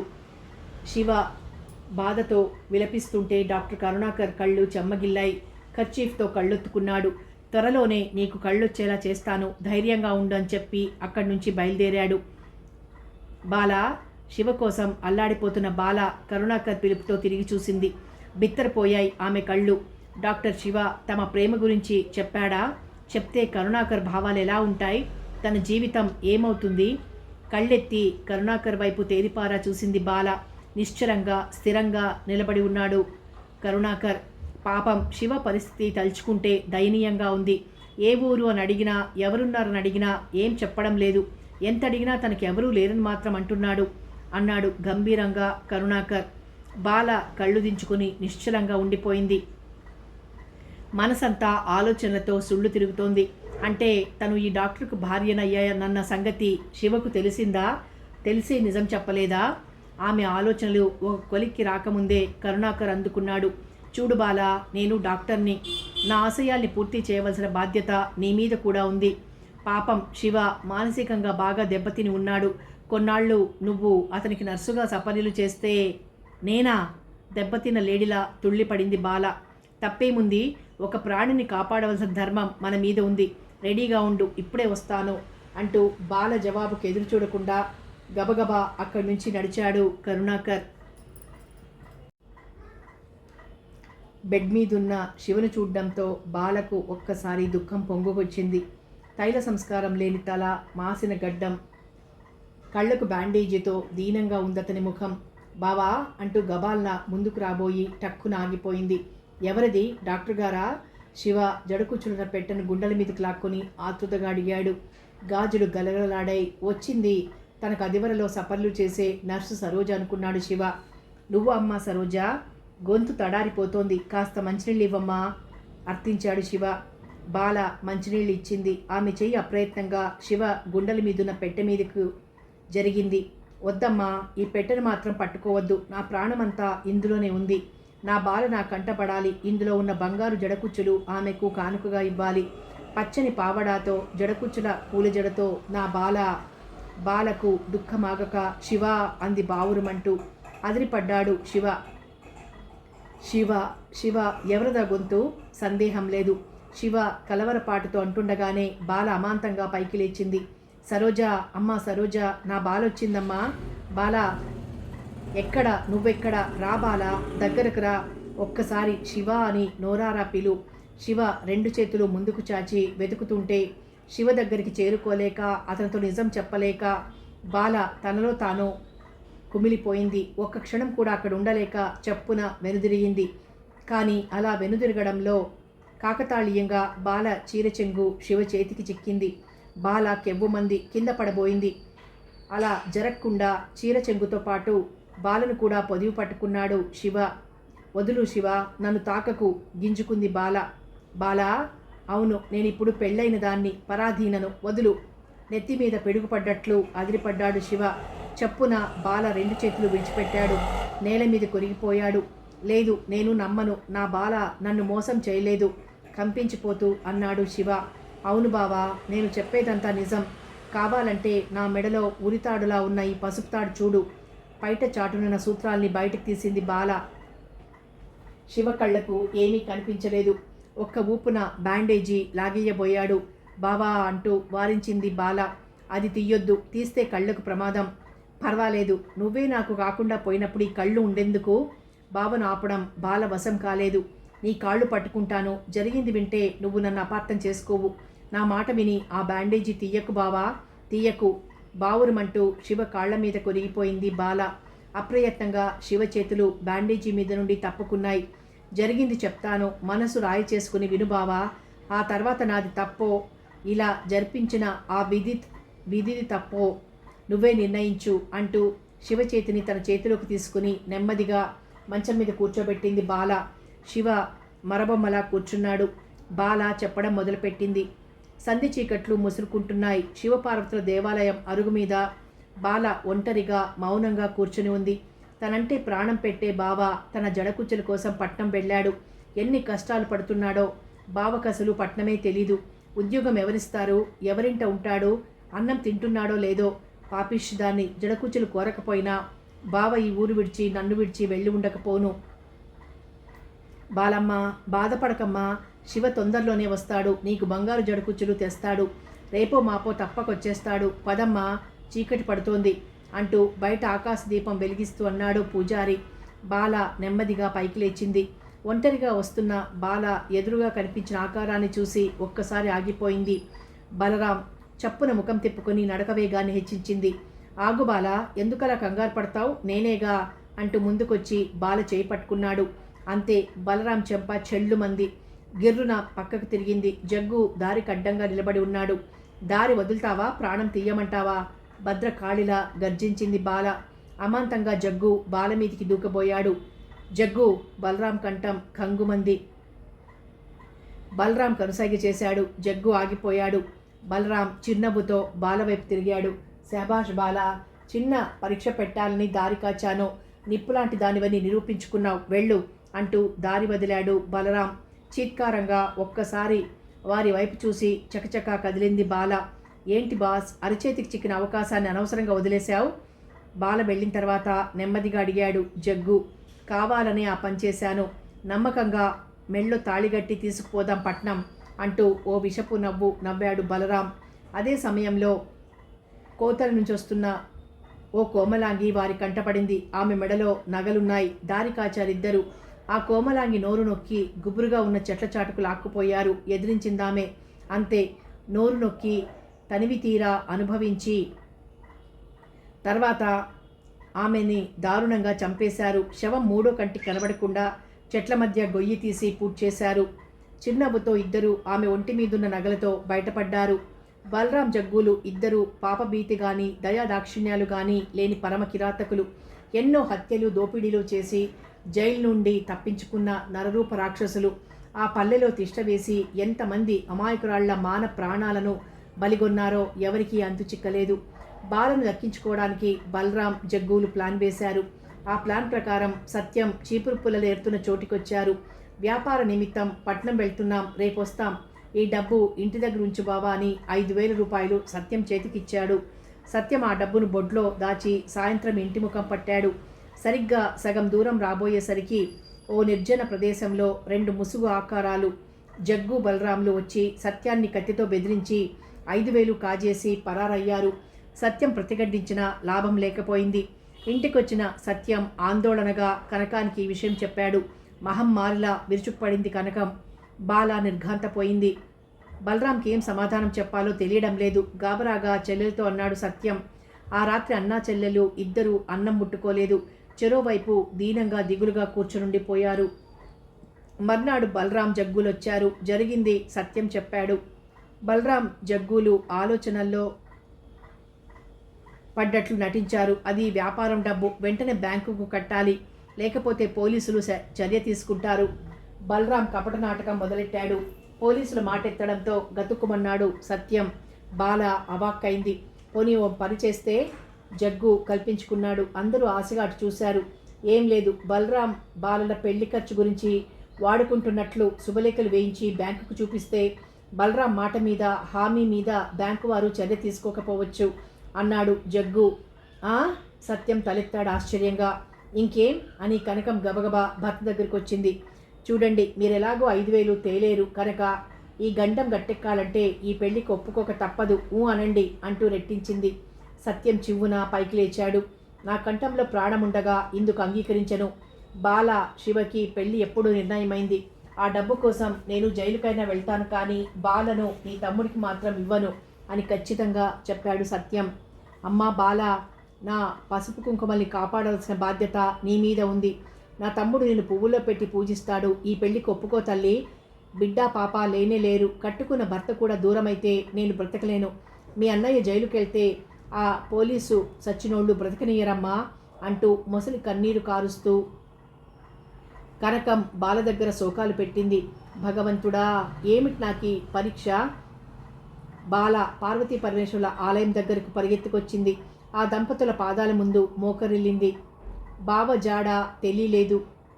అన్నయ్య తల్లి తండ్రి తెలియకపోయినా అన్నీ తనే అయి పెంచాడు. కష్టం అన్నది కానీ కన్నీరన్నది కానీ తెలియనివ్వలేదు. అలాంటి అన్నయ్య జీవితం జైలు పాలు కాబోతోంది. తనిప్పుడు ఏం చెయ్యాలి? పెళ్ళికి ఒప్పుకోవాలా? తెలిస్తే శివ ఏమవుతాడు? ఒప్పుకోకపోతే అన్నయ్య జైలు పాలవుతాడు. వదిన ఏకాకి అవుతుంది. తనకు దిక్కెవరు? బాల ఆలోచనలు పరిపరి విధాలా పరిభ్రమించాయి. ఏం చెయ్యాలి? ఏదీ దారి? పూజారి ఆకాశదీపం వెలిగించి ఎప్పుడో వెళ్ళిపోయాడు. సరిగ్గా అదే సమయంలో తుంపర్లతో ప్రారంభమైన వాన చిలికి చిలికి గాలివానగా మారింది. బాల గర్భగుడిలోకి పరిగెత్తింది. ఉన్నట్లుండి ఆకాశంలో ఉరుములు మెరుపులతో కుండపోత వర్షం ప్రారంభమైంది. పూనకం వచ్చిన మనుషుల చెట్లు ఊగిపోయి ఒకదాని చిగుర్లు ఇంకొకదానికి తాకుతున్నాయి. ఆకాశం చిల్లు పడినట్లు బోరున పడుతోంది వర్షం. ఆకాశదీపం ఆరిపోయింది. ప్రకృతి కాంత నల్లని గొంగళి కప్పుకున్నట్టుంది. వాతావరణమంతా కటిక చీకటితో కొండలు పగులుతున్నట్లున్నాయి ఉరుములకు. అమ్మా లోకమాత, చిన్నప్పటి నుంచి నిన్నే నమ్ముకున్నాను. బావ ఎక్కడున్నా కాపాడు. ఈ ఆపద సమయంలో నాకు దారి చూపించు తల్లి, దారి చూపించు. బాల రోదన అరణ్య రోదనైంది. పెళపెళ ఆర్భాటాలతో ఉరుములు పిడుగుల మోతతో ప్రకృతి విలయతాండవం మొదలెట్టింది. అంతలో బాల కాళ్లకు ఏదో తడిగా తగిలింది. తడిమి చూసింది. నీరు, వరద. బాలకు ఒళ్ళు జలధరించింది. అంతా జలమయం. చెవులు చిల్లులు పడేలా హోరున గాలి. సరిగ్గా అదే సమయంలో అమ్మ బాల, ఎక్కడున్నావమ్మా? ఉప్పెన వస్తోందమ్మా, ఉప్పెన. సత్యం గొంతు లీలగా బాల చెవులకు తాకింది. ఆకాశంలో పెద్ద మెరుపు. ఆ వెంటనే మరో పెద్ద పిడుగు. ఉప్పెన. బాల కంపించిపోయింది. అన్నయ్యను పిలుద్దామనుకున్న వీలు పడిన హోరు. ప్రభంజన వేగంతో గాలి. అంతే అమాంతంగా జేగంటను పట్టుకుంది బాల. అది పెద్ద జేగంట. క్షణక్షణానికి నీరు ఎక్కువైపోతోంది. బయటపడే మార్గం లేదు. శివ, నాయన శివ, ఉప్పెన వచ్చి ఇల్లు కూలిపోయిందిరా. వరదలో కొట్టుకుపోతున్నాన్రా, రారా నాయనా శివ. జేగంట పట్టుకుని వేలాడుతున్న బాలకు కోటమ్మ ఆర్తనాదం హృదయ విదారకంగా వినిపించింది. పరిగెత్తాలనుకుంది. కానీ అంతా జలమయం. కిందికి దిగింది నెమ్మదిగా. మనిషి మునిగిపోయేంత నీరు గుడిలో కూడా ప్రవేశించింది. ఊపిరి బిగబట్టి కళ్ళు మూసి ఒకసారి దండం పెట్టి నంది మీద కాలు మోపి గంట మీదికెక్కింది తాడు ఆధారంతో. భయం, ఆందోళన ఇలా ఎంతవరకు ఉండగలదు? చలి ఎముకలు కొరికేస్తోంది. గాలి ఊళ్ళలు వేస్తోంది. చెవులు చిల్లులు పడుతున్నాయి. కేకలు, ఏడ్పులు. చెట్లు పడిపోతున్నాయి. కనీ విని ఎరుగని ఉప్పెన. తాడి ప్రమాణంతో వేస్తున్న కెరటాలు. ఆ కెరటాల్ని వెన్నంటి సముద్ర జ్వాలలు. ముక్కోటి దేవతలు పగబట్టారా అన్నట్లు భూన భోంతరాలు ఏకమయ్యేట్టు ఆకాశం దద్దరిల్లిపోతోంది. ఇద్దరు రాజులు తలపడి పోరాడుతుంటే మధ్య నలిగి నేల కొరిగిపోయే సైనికుల్లా వాయుదేవునికి సాగరునికి మధ్య జరుగుతున్న సంఘర్షణలో ప్రకృతిలోని చెట్టు చేమ, ఇళ్ళు, జంతువులు, మనుషులు చెల్లా చెదురైపోతున్నారు. నిమిషాలు, గంటలు. ఉప్పెన నీరు జేగంటలను కూడా దాటేసింది. దేవతామూర్తులు మునిగిపోయారు. బాల ప్రాణం పొయ్యేలా, కంఠం పగిలేలా అరుస్తోంది, విలపిస్తోంది. విలపించి విలపించి అలాగే జేగంటను పట్టుకుని స్పృహ కోల్పోయింది. బాల కళ్ళు తెరిచింది. మంచం లాంటి ఒక బల్ల మీద పడుకొని ఉంది. తనిప్పుడు ఎక్కడున్నట్లు? ఉప్పెన తగ్గిందా? గాలి ఊళ్ళలు లేవు. సముద్రపు హోరు వినిపించలేదు. ఉప్పెన వచ్చినప్పుడు దేవాలయం జేగంటను పట్టుకుని ప్రేలాడ్డం మాత్రం గుర్తుంది. అంతే. తను బ్రతికుందా? భయాందోళనలతో పైకి లేవబోయింది బాల. లేవొద్దు, అలాగే పడుకోండి. డాక్టర్ కరుణాకర్ వస్తూ వారించాడు. నేనెక్కడున్నానో అన్నయ్య వదినా అంటూ ఇంకా ఏమిటేమిటో అడగబోతుంటే మాట్లాడవద్దన్నట్లు డాక్టర్ కరుణాకర్ సైగ చేశాడు. మీరు గొప్ప అదృష్టవంతులు. దేవాలయంలో ఆ జేగంటే మిమ్మల్ని బ్రతికించింది. లేకపోతే చరిత్రలో ఎన్నడూ రాని భయంకరమైన ఉప్పెన వచ్చింది. వేలాది మంది చనిపోయారు. ఊళ్ళు నామరూపాలు లేకుండా తుడిచిపెట్టుకుపోయాయి. గతుక్కుమంది బాల. మరి అన్నయ్య, వదిన, నాయనమ్మ బ్రతికుంటారనే నమ్మకం లేదు అన్నాడు బాధగా డాక్టర్ కరుణాకర్. బాల సొమ్మసిల్లిపోయింది. ఒకవైపు ఆప్తులను ఆస్తులను కోల్పోయి చావగా మిగిలిన అభాగ్యులు అలమటిస్తుంటే మరోవైపు గుట్టలు గుట్టలుగా శవాలు దహనమైపోతున్నాయి. ఇంకోవైపు బలరాం జగ్గూలు తమ ముఠాతో పెద్ద మనుష్యుల్లా సంఘ సేవకుల్లా అక్కడికి చేరారు. తల్లిదండ్రులను అన్నదమ్ములను కోల్పోయి బ్రతికి బయటపడ్డ అందమైన అమ్మాయిలను వంచడం మొదలుపెట్టారు. పట్టణంలో ఉన్న సేవా సదనం ద్వారా పునరావాసం కల్పిస్తామని ఓదార్చి మోసగించి పడుపువృత్తి లాడ్జీలకు అమ్మివేయడం భారీ వ్యాపారమైంది. డాక్టర్ కరుణాకర్కి ఆ విషయం చెవిన పడి ఓసారి బలరాం ముఠాను ఎదిరించాడు. ఫలితం లేకపోయింది. కొన్నాళ్లకు డాక్టర్ కరుణాకర్ వైద్య సదుపాయం వల్ల పూర్తి స్వస్థత చేకూరింది. బాలకు అమాయకమైన ముఖం, ఆహ్లాదకరమైన లావణ్యం. బాల అంటే ప్రత్యేకమైన శ్రద్ధ ఏర్పడింది డాక్టర్ కరుణాకర్కి. మంచి మాటలతో ఊరట కలిగించి ధైర్యం నూరిపోసి ఆమె కనతి కాలంలోనే ప్రాణదానం చేశాడు. మామూలు మనిషి అయింది బాల. అలాంటి దశలో బలరాం జగ్గూల కంటపడింది బాల. ఒక్కసారి డేగరు చూసిన పావురంలా కంపించిపోయింది. బలరాం విషపు నవ్వు నవ్వాడు. పద, నాకు కూడా తీసుకెళ్తానన్నాడు అధికారిగా. బాల భయపడిపోయింది. డాక్టర్ కరుణాకర్ వచ్చాడు. బాలను తనకు అప్పగించమన్నాడు బలరాం. బాల నా కాబోయే భార్య, మీ ఫీజు మీరు తీసుకుని బాలను నాకు అప్పగించండి అన్నాడు డాక్టర్తో. ఇప్పటికే ఎంతోమంది అమాయక స్త్రీలను సేవా సదనం పేరుతో అపహరించానని నీ మీద రిపోర్ట్స్ ఉన్నాయి. బాల నా పేషెంట్, నీకు అప్పగించను దృఢంగా అన్నాడు డాక్టర్ కరుణాకర్. బలరాం మనుషులు అప్పగించాలని పట్టుబట్టారు. లోన గదిలో బాల కుమిలిపోతూ ఏడుస్తోంది. తనను పుట్టించిన భగవంతుణ్ణి నిందిస్తోంది. తన నుదుట గీసిన వక్రగీతం తలంచుకుని విధాతను శపిస్తోంది. డాక్టర్ కరుణాకర్ గబగబా ఆమె దగ్గరికి వచ్చాడు. నన్ను పంపకండి డాక్టర్. కరుణాకర్ కాళ్ల మీద పడి ప్రాధేయపడింది బాల. నిస్సహాయురాలు, నిర్భాగ్యురాలు, ఆదుకోవాలి, తప్పదు. ఎలా? మెరుపులాంటి ఆలోచన తళుక్కుమంది. డాక్టర్ కరుణాకర్ మస్తిష్కంలో బాల దగ్గరికి వచ్చాడు. బాల, నేను చెప్పేది శ్రద్ధగా విను. బలరాం ఇప్పటికే ఎంతోమంది అమాయక వనితల్ని వంచాడు. ఈ పరిస్థితులలో నిన్ను వాళ్ళు తీసుకువెళ్తే నీ జీవితం సర్వనాశనం కాక తప్పదు. అందుకోసం నీకు జీవితం ఇవ్వాలని ఓ దృఢ నిర్ణయం తీసుకున్నాను. వెంటనే నీ మెడలో తాళి కట్టి నిన్నాదానిగా చేసుకుంటే తప్ప బలరాం మనుషులు వదిలిపెట్టేట్టు లేరు. ఆలోచించడానికి వ్యవధి లేదు. వెంటనే నీ నిర్ణయం కావాలి, చెప్పు అన్నాడు డాక్టర్ కరుణాకర్. బాల కళ్ళ చుట్టూ శివపార్వతులు గిర్రుమన్నారు. వెనుక నాగుపాములు తరుముకొస్తున్నాయి. ముందుకు పరిగెత్తి తప్పించుకుందామంటే పెద్ద అగాధం. ఎలా? ఏం చేయడం? శివ ఏమయ్యాడు? తనకెందుకు ఈ పరీక్షలు? బయట బలరాం బయటికి రమ్మని గోల పెట్టడం బాల చెవులకు సోకింది. డాక్టర్ కరుణాకర్ ముఖంలోకి ఒక్కసారి చూసింది. మనసులో ముక్కోటి దేవతల్ని ప్రార్థించుకుంది. అంతే, మెడలు వంచింది. డాక్టర్ తాళి కట్టేశాడు. ఈ బాల త్రిపుర సుందరి నా భార్య. తాళి కట్టి సాంప్రదాయబద్ధంగా నా ఇల్లాలని చేసుకున్నాను అన్నాడు ధైర్యంగా. బాలను తన సరసన నిలబెట్టుకుని డాక్టర్ కరుణాకర్. బలరాం జగ్గూల ముఖాలు ఎర్రబడ్డాయి. వెంటనే డాక్టర్ మీదికి తిరగబడబోయేంతలో ఆగండి అన్న పోలీసుల గద్దింపుతో ఒక్కసారి బలరాం జగ్గూలు ఆగిపోయారు కళ్ళెం వేసినట్లు. పోలీస్ ఇన్స్పెక్టర్ తన పరివారంతో వచ్చి బలరాం జగ్గూలు పారిపోకుండా అరెస్ట్ చేశారు. డాక్టర్ గారు, వీళ్ళు జైలు నుండి తప్పించుకున్న మాజీ నేరస్తులు. అందమైన ఆడపిల్ల కంటపడితే వాళ్ళ జీవితం నాశనం చేయడం, ఒప్పుకోకపోతే హత్య చేయడం వీళ్ళ వృత్తి. మీ రిపోర్ట్ వల్ల ఎంతకాలంగానో గాలిస్తున్న ఈ దుర్మార్గులు దొరికారు. చాలా థ్యాంక్స్ అంటూ పోలీస్ ఇన్స్పెక్టర్ కరుణాకర్కి కృతజ్ఞతలు చెప్పాడు. ఆ తర్వాత బలరాం జగ్గు అతని ముఠాను పోలీసులు జీపెక్కించి తీసుకుపోయారు. భారతదేవి బంగళా. పరంధామయ్య, భారతీదేవి ఎదురెదురుగా కూర్చుని ఉన్నారు. పక్కనే సుధ ఉంది. చూడమ్మా, నాకున్నది ఒక్కగానొక్క కూతురు సుధ. మీ ఇంటి కోడలు కావాలన్నదే నా కోరిక. అదీగాక సుధా కరుణాకర్లు ఒకరికొకరు ఇష్టపడుతున్నారు కూడా అన్నాడు పరంధామయ్య. భారతీదేవి నవ్వింది. మీ మాట కాదన్నానా అన్నయ్య గారు? కరుణాకర్ దివిసీమ వెళ్ళి 2 నెలలు దాటింది. వచ్చిన వెంటనే అబ్బాయితో ఒక మాట చెప్పి తాంబూలాలు పుచ్చుకుందాం అంది భారతీదేవి. మాట ఇచ్చి పుచ్చుకోవడం పూర్తయింది. పరంధామయ్య సంతృప్తిగా లేచి కూతురుతో కారెక్కాడు. ఒంటరిగా కూర్చుని రామాయణం పారాయణం చేస్తోంది భారతీదేవి. తల్లి దగ్గరికి వచ్చాడు కరుణాకర్. అమ్మా అని నెమ్మదిగా పిలిచాడు. భారతీదేవి తిరిగి చూసింది. ఆనందంతో ఆమె కళ్ళు విప్పారాయి. వచ్చావా బాబు? నువ్వు రాత్రి పగలు దివిసీమలో తుఫాన్ బాధితులకు చేసిన సేవ గురించి పత్రికలు ఎంతో ప్రశంసగా రాశాయి.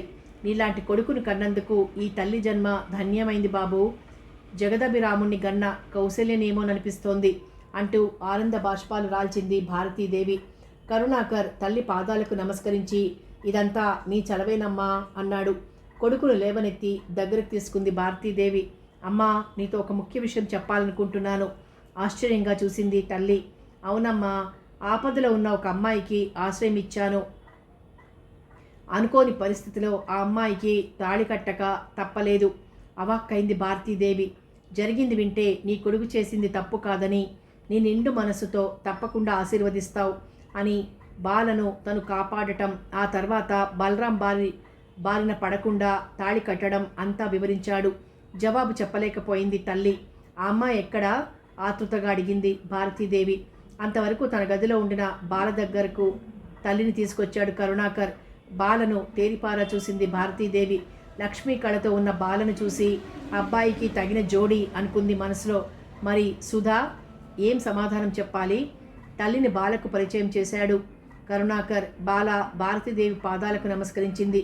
దీర్ఘ సుమంగళిగా చిరకాలం వర్ధిల్లు తల్లి అని ఆశీర్వదించి, నీ పేరేమిటమ్మా అని అడిగింది. బాల త్రిపుర సుందరి నెమ్మదిగా జవాబిచ్చింది బాల. అందమైన పేరు మనసులో అనుకుంది భారతీదేవి. జరిగిందంతా చెప్పాడు. బాబు, నా కన్న బిడ్డలా నిన్ను చూసుకుంటాను. నీకిక ఎలాంటి దిగులు భయం అక్కర్లేదు.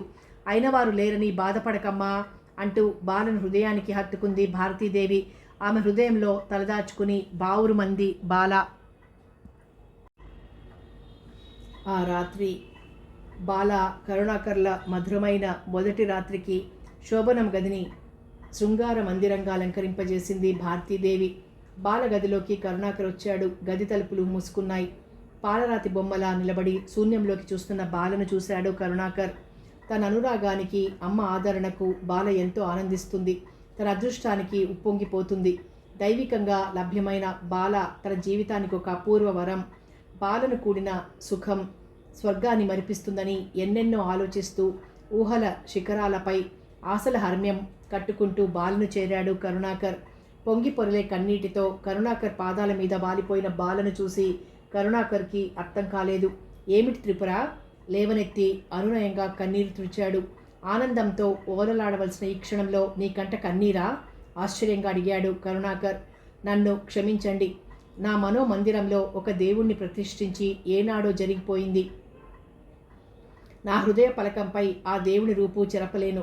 స్మృతిని మరువలేను. మిమ్మల్ని భర్తగా స్వీకరించలేను. ఆ రోజు ఆ దుర్మార్గుల బారి నుండి తప్పించుకోవడం కోసమే తలవంచాను అంతే.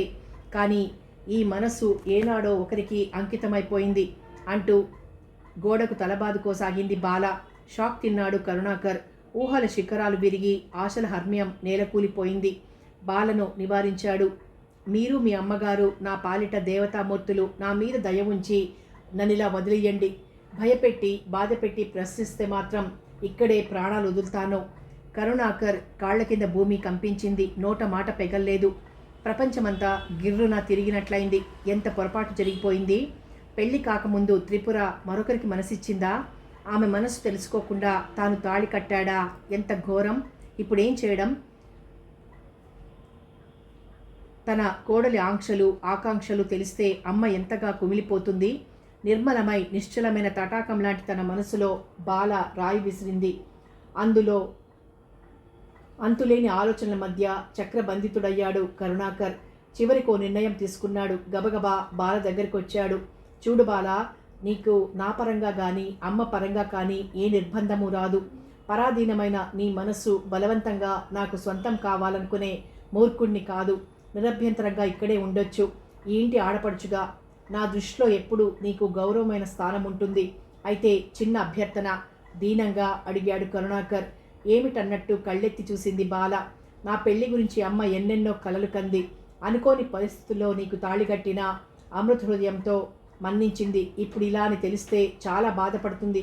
అందుకని ఒకలా చేద్దాం.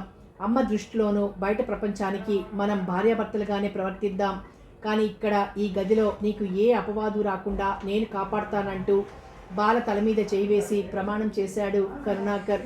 శివపార్వతులు ఒక్కసారి మనసులో తలుచుకుని తృప్తిగా కళ్ళు మూసుకుంది బాల. నా కూతురి ఆశల్ని, నా ఆశల్ని నీ ఆశయాల పేరిట ఇలా అడుగంటింప చేస్తావని కలలో అనుకోలేదు కరుణాకర్, బాధగా అన్నాడు త్రిపురను పెళ్లి చేసుకుని వచ్చిన వార్త విని.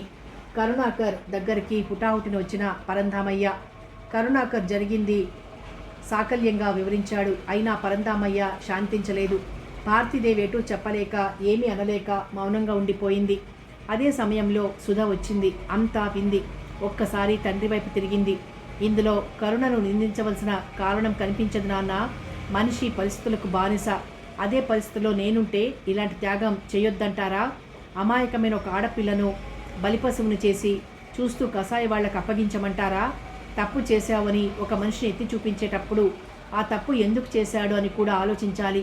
బాలస్థానంలో నేనే ఉన్నాను అనుకుని వాళ్ళని ఆశీర్వదించండి నాన్న అంది సుధ. అంతా వింటున్న బాల సుధ మనస్తత్వాన్ని అర్థం చేసుకుంది. మరి నీ భవిష్యత్తు మాటేమిటి తల్లి? సుధ కరుణాకర్ని సమర్థించడంతో ప్రశ్నించాడు పరంధామయ్య. అదే చెప్పాలనుకుంటున్నాను. ఇకపై ప్రజాసేవకు నా జీవితాన్ని అంకితం చేస్తాను. డాక్టర్ గారి ఆసుపత్రిలో నర్సుగా చేరుతాను అంటూ ఒకసారి ఎదురుగా కనిపిస్తున్న బాల వైపు చూసి గబగబా వెళ్ళి బయట ఉన్న కారు ఎక్కింది సుధ. చెప్పడం పూర్తి చేసిన బాల ఒక్కసారి కళ్ళొత్తుకుంది. ఇలాంటి మంచి మనుషుల మధ్య, త్యాగమయుల మధ్య నీ బాల నీ కోసం తపించి కృషించి జీవిస్తోంది బావా అంటూ శివ చేతుల్లో ముఖం ఉంచుకొని కన్నీరు కార్చింది. శివ బరువుగా నిట్టూర్చాడు. చెక్కిళ్ల మీద జాలువారుతున్న కన్నీటిని తుడుచుకున్నాడు. ఎంత గొప్పవారు డాక్టర్ గారు! మనసులోనే కృతజ్ఞతలు అర్పించుకున్నాడు. వెంటనే మరి సుధ ఏమైంది? ఆశ్చర్యంగా అడిగాడు శివ. నర్స్ ట్రైనింగ్కు వెళ్ళింది. త్వరలోనే ఇక్కడికి రావచ్చు జవాబిచ్చింది బాల. అంతవరకు కిటికీ పక్కగా నిలబడి బాల శివల సంభాషణ మొత్తం విన్న డాక్టర్ కరుణాకర్ ఒక్కసారిగా చెమ్మగిలిన కళ్ళొత్తుకున్నాడు. అప్పుడే వస్తున్న వాడిలా గబగబా లోనికొచ్చాడు. బాల పైకి లేచింది. కంగ్రాచ్యులేషన్స్ శివ, పెద్ద డాక్టర్తో కన్సల్ట్ చేశాను. ఆపరేషన్ చేస్తే నీకు తప్పకుండా కళ్ళొస్తాయన్నారు అన్నాడు చిరునవ్వుతో ఏమీ తెలియనట్టు. శివ రెండు చేతులు జోడించి కరుణాకర్కి నమస్కరించాడు. డాక్టర్, మీరు దేవుళ్ళు డాక్టర్, దేవుళ్ళు. ఇంతవరకు మీలోని మంచితనాన్ని చూశాను. కానీ ఈ క్షణం నుండి మీలోని సంస్కారానికి, అమృత హృదయానికి జోహార్ చేయకుండా ఉండలేకపోతున్నానన్నాడు కృతజ్ఞతనంతా కళ్ళల్లో చూపిస్తూ. ఇంతవరకు నీలోని కళామూర్తిని చూశాను, కానీ ఇప్పుడు నీలోని కవిని కూడా చూడగలుగుతున్నాను అని నవ్వుతూ, అంతంత పెద్ద మాటలు వద్దు, బీ హ్యాపీ అంటూ శివ భుజం తట్టాడు హుషారుగా. త్రిపుర చూశారా, కళ్ళు ఆపరేషన్ చేస్తే ఫలితం ఉంటుందనేసరికి శివలో ఎంత ఉత్సాహం వచ్చిందో అని అమ్మ ఎదురు చూస్తుంది. ఇంటికి వెళ్ళి త్రిపుర అన్నాడు బాలతో. బాల బయలుదేరింది. సుధా నర్స్ ట్రైనింగ్ పూర్తి చేసుకుని డాక్టర్ కరుణాకర్ ఆసుపత్రిలో చేరింది. దివారాత్రులు రోగులకు సేవ చేయడంలో నిమగ్నమైంది. రౌండ్స్లో కరుణాకర్కి తారసపడిన ఒక డాక్టర్గానే అతన్ని పరిగణించేది. సుధా, లక్షాధికారి బిడ్డవు, ఎందుకు ఇలా నిన్ను నువ్వు చిత్రవద చేసుకుంటావు అని బాధగా 1-2 సార్లు కరుణాకర్ అడిగిన సుధ చిరునవ్వే అతీతమైన జవాబుగా కనిపించేది తప్ప సరైన సమాధానం చెప్పేది కాదు. ఆమెది వ్యధిత హృదయం. కరుణాకర్కి సమాధానం దొరకని ప్రశ్న. ఒకవైపు డాక్టర్ కరుణాకర్, మరోవైపు బాల, ఇంకోవైపు సుధ. బెడ్ మీద శివ. ఇలా ఒకరి గురించి ఒకరు మానసిక క్షోభతో, పరిష్కారం లేని సమస్యలతో సతమతమయ్యే సమయంలో బలరాం, జగ్గూలు జైలు నుండి విడుదలయ్యారు. హోటల్ మూన్ లైట్లో బలరాం రాక పట్ల హర్షాతిరేకంతో అతని అనునాయులు బ్రహ్మాండమైన పార్టీ ఏర్పాటు చేశారు. ఆట పాట, మధువు మగువలతో ఆ రాత్రి గడిచిపోయింది. కానీ బలరాం మనసు మాత్రం బాల గురించి ఆలోచిస్తోంది. ఆపరేషన్ సక్సెస్, నీకు చూపు తప్పకుండా వస్తుంది. శివకి ఆపరేషన్ దిగ్విజయంగా ముగించి సంతృప్తికరంగా అన్నాడు డాక్టర్ కరుణాకర్. సుధా కరుణాకర్కి సహకరించింది. జగ్గు, బాలను నాకు కాకుండా డాక్టర్ పెళ్లి చేసుకున్నాడు. వెంటనే బయలుదేరు, బాలను ఎత్తుకురా ఆజ్ఞాపించాడు బలరాం. జగ్గు ముఠాతో బయలుదేరాడు. అమ్మా, కొడుకు పిలుపుకి భారతీదేవి తలెత్తింది. ఏమిటి కరుణ సంశయిస్తున్నావు? ఏం లేదమ్మా, నువ్వు క్షమిస్తే ఒక మాట చెప్పాలి. నా దగ్గర సంశయమా? చెప్పు బాబు. త్రిపురకు తాళి కట్టాను, కానీ ఆమె అంత క్రితమే శివ అనే తన బావకు మనసిచ్చిందమ్మా. అవును, ఆ శివ 2 కళ్ళు పోగొట్టుకుని ఆసుపత్రిలో ఉన్నాడు. అతనికి నేనే ఆపరేషన్ చేశాను. తప్పకుండా చూపొస్తుంది. అంటే ఏం లేదమ్మా, నీతో ఏ కొడుకు చెప్పని రహస్యం చెప్పాలనుకుంటున్నాను. త్రిపురకు బావ మీదున్న మమకారం ఎటువంటిదో మా మొదటి రాత్రే తెలుసుకున్నాను. అప్పటి నుంచి ఆమెను ఒక నిప్పుగా భావించి దూరంగా ఉంటున్నాను. నీ దృష్టిలోనూ ప్రజల దృష్టిలోనూ మాత్రమే మేము భార్యాభర్తల్లా మసులుకుంటున్నాం. రేపు శివకి చూపొస్తుంది. త్రిపుర శివలను నీ చేతుల మీదుగా దంపతులను చేస్తే. కరుణాకర్ గొప్ప మనసుకి ఔన్నత్యానికి మురిసిపోయింది భారతీదేవి. ఎంతటి ఉన్నతుడు తన కొడుకు! త్రిపురకు తాళి కట్టిన సంగతి మర్చిపోతున్నావు. చట్టరీత్యా ఆమె నీకు భార్య. లోకానికి ఏం సమాధానం చెప్తావు? ఆలోచనల్లోంచి తేరుకొని అడిగింది భారతీదేవి. మనసు లేకపోయినాక కట్టిన 3 ముళ్ళ పసుపు తాడుకి అర్థం లేదమ్మా. ఇరువురి మనసులు ఏకమై పాలు తేనెలా కలిసిపోవడానికి మాంగల్యం లేకపోయినా పర్వాలేదు. ఒక పని చేసి పదుగురిని కలత పెట్టే కంటే పదుగురి సంతోషం కోసం లోకాన్ని ఎదిరించినా బాధ లేదు. తప్పు అంతకంటే కాదు. త్రిపురను ఈ ఇంటి ఆడపడుచుగా తలంచి నీ చేతుల మీదుగా శివ త్రిపురలను ఒకటిగా చేస్తే ముకుళించిన వాళ్ళ జీవితాలు మళ్ళీ వికసిస్తాయి. నేనన్న మాటను అర్థం చేసుకుని కాదనమనే విశ్వాసంతో నా సమస్యను నీ ముందుంచాను. పరిష్కార నిర్ణయం నీ మీదే ఆధారపడి ఉంది అని తల్లి కేసి చూసి తలదించుకున్నాడు కరుణాకర్. కరుణ, పసితనంలోనే నీ మనసెరిగి నీకు ఆ పేరు పెట్టానో, పెట్టిన నీ పేరే నీలో ఆ కరుణత్వాన్ని ప్రబలింపచేసిందో నాకు అంతు చిక్కకుండా ఉంది. భారతీదేవి కొడుకు మానవతావాదానికి, మహోన్నత త్యాగానికి జోహార్లు అర్పించకుండా ఉండలేకపోయింది. తాను బాధపడిన ఎదుటివారి ఆనందం కోసం పాటుపడినప్పుడే భగవంతుడు కరుణిస్తాడు. నువ్వు చేస్తానన్న ప్రతి పనికి నీ తల్లి దీవెన శ్రీరామ రక్షగా ఉంటుంది అని ఆశీర్వదించింది భారతీదేవి. కరుణాకర్ కళ్ళల్లో కోటి సూర్యులు ఒక్కసారి ఉదయించిన కాంతి గోచరించింది. ఉండమ్మా, త్రిపురకి వార్త చెప్పొస్తానంటూ అక్కడి నుంచి గబగబా మేడ మీదికి పరిగెత్తాడు కరుణాకర్. అదే సమయంలో 2 ముసుగు ఆకారాలు బాల గదిలోకి ప్రవేశించి ఆమెకు మత్తుమందించి తాము కూడా తీసుకుపోయాయి. హుషారుగా పైకొచ్చిన కరుణాకర్కి ఆ గదిలో బాల కనిపించలేదు. అనుమానం కూడా కలగలేదు. ఒకవేళ శివ దగ్గరికి వెళ్ళిందేమో, అదే జరిగుండాలి. కరుణాకర్ ఆసుపత్రికి బయలుదేరాడు. ఆసుపత్రిలో శివ ఆలోచనల్లో మునిగున్నాడు. దేవుడు లాంటి డాక్టర్ తన బాలకు భర్త అయ్యాడు. తనకు ప్రాణదానం, నేత్రదానం చేశాడు. తన ప్రాణానికి ప్రాణమైన బాలను దుర్మార్గుల బారి నుండి రక్షించాడు. ఇప్పుడు తన మీద ప్రేమతో బాల డాక్టర్తో కాపురం చేయడం లేదు, అలా జరగడానికి వీల్లేదు. బాల సుఖపడాలి, డాక్టర్ గారు ఆనందంగా ఉండాలి అంటే తన కర్తవ్యం ఏమిటి? వాళ్లకు దూరంగా, తన ఆచూకే తెలియనంత దూరంగా వెళ్ళిపోవాలి. అవసరమైతే ప్రాణత్యాగం చెయ్యాలి. అప్పటికి కానీ బాల మనసు తనని మర్చిపోదు. అంతే. ఒక్క ఊపున పైకి లేచాడు శివ. శివ, ఎక్కడికి వెళ్తున్నావు? సుధ గదిలోకి వస్తూ అడిగింది. శివకు నిజం చెప్పక తప్పింది కాదు. శివ బాలల అన్యోన్యతకు, ప్రేమానురాగాలకు మురిసిపోయింది సుధ. నువ్వు వెళ్ళడానికి వీల్లేదంటూ ఆంక్ష పెట్టింది. కానీ శివ వినలేదు. తన దృఢ నిశ్చయాన్ని వదులుకోలేదు. చీకట్లో తడుముకుంటూ ఎక్కడికో ఎందుకో పయనమయ్యాడు. బంగారు జడకూర్చున్న పెట్టెను మాత్రం విడిచిపెట్టలేదు శివ.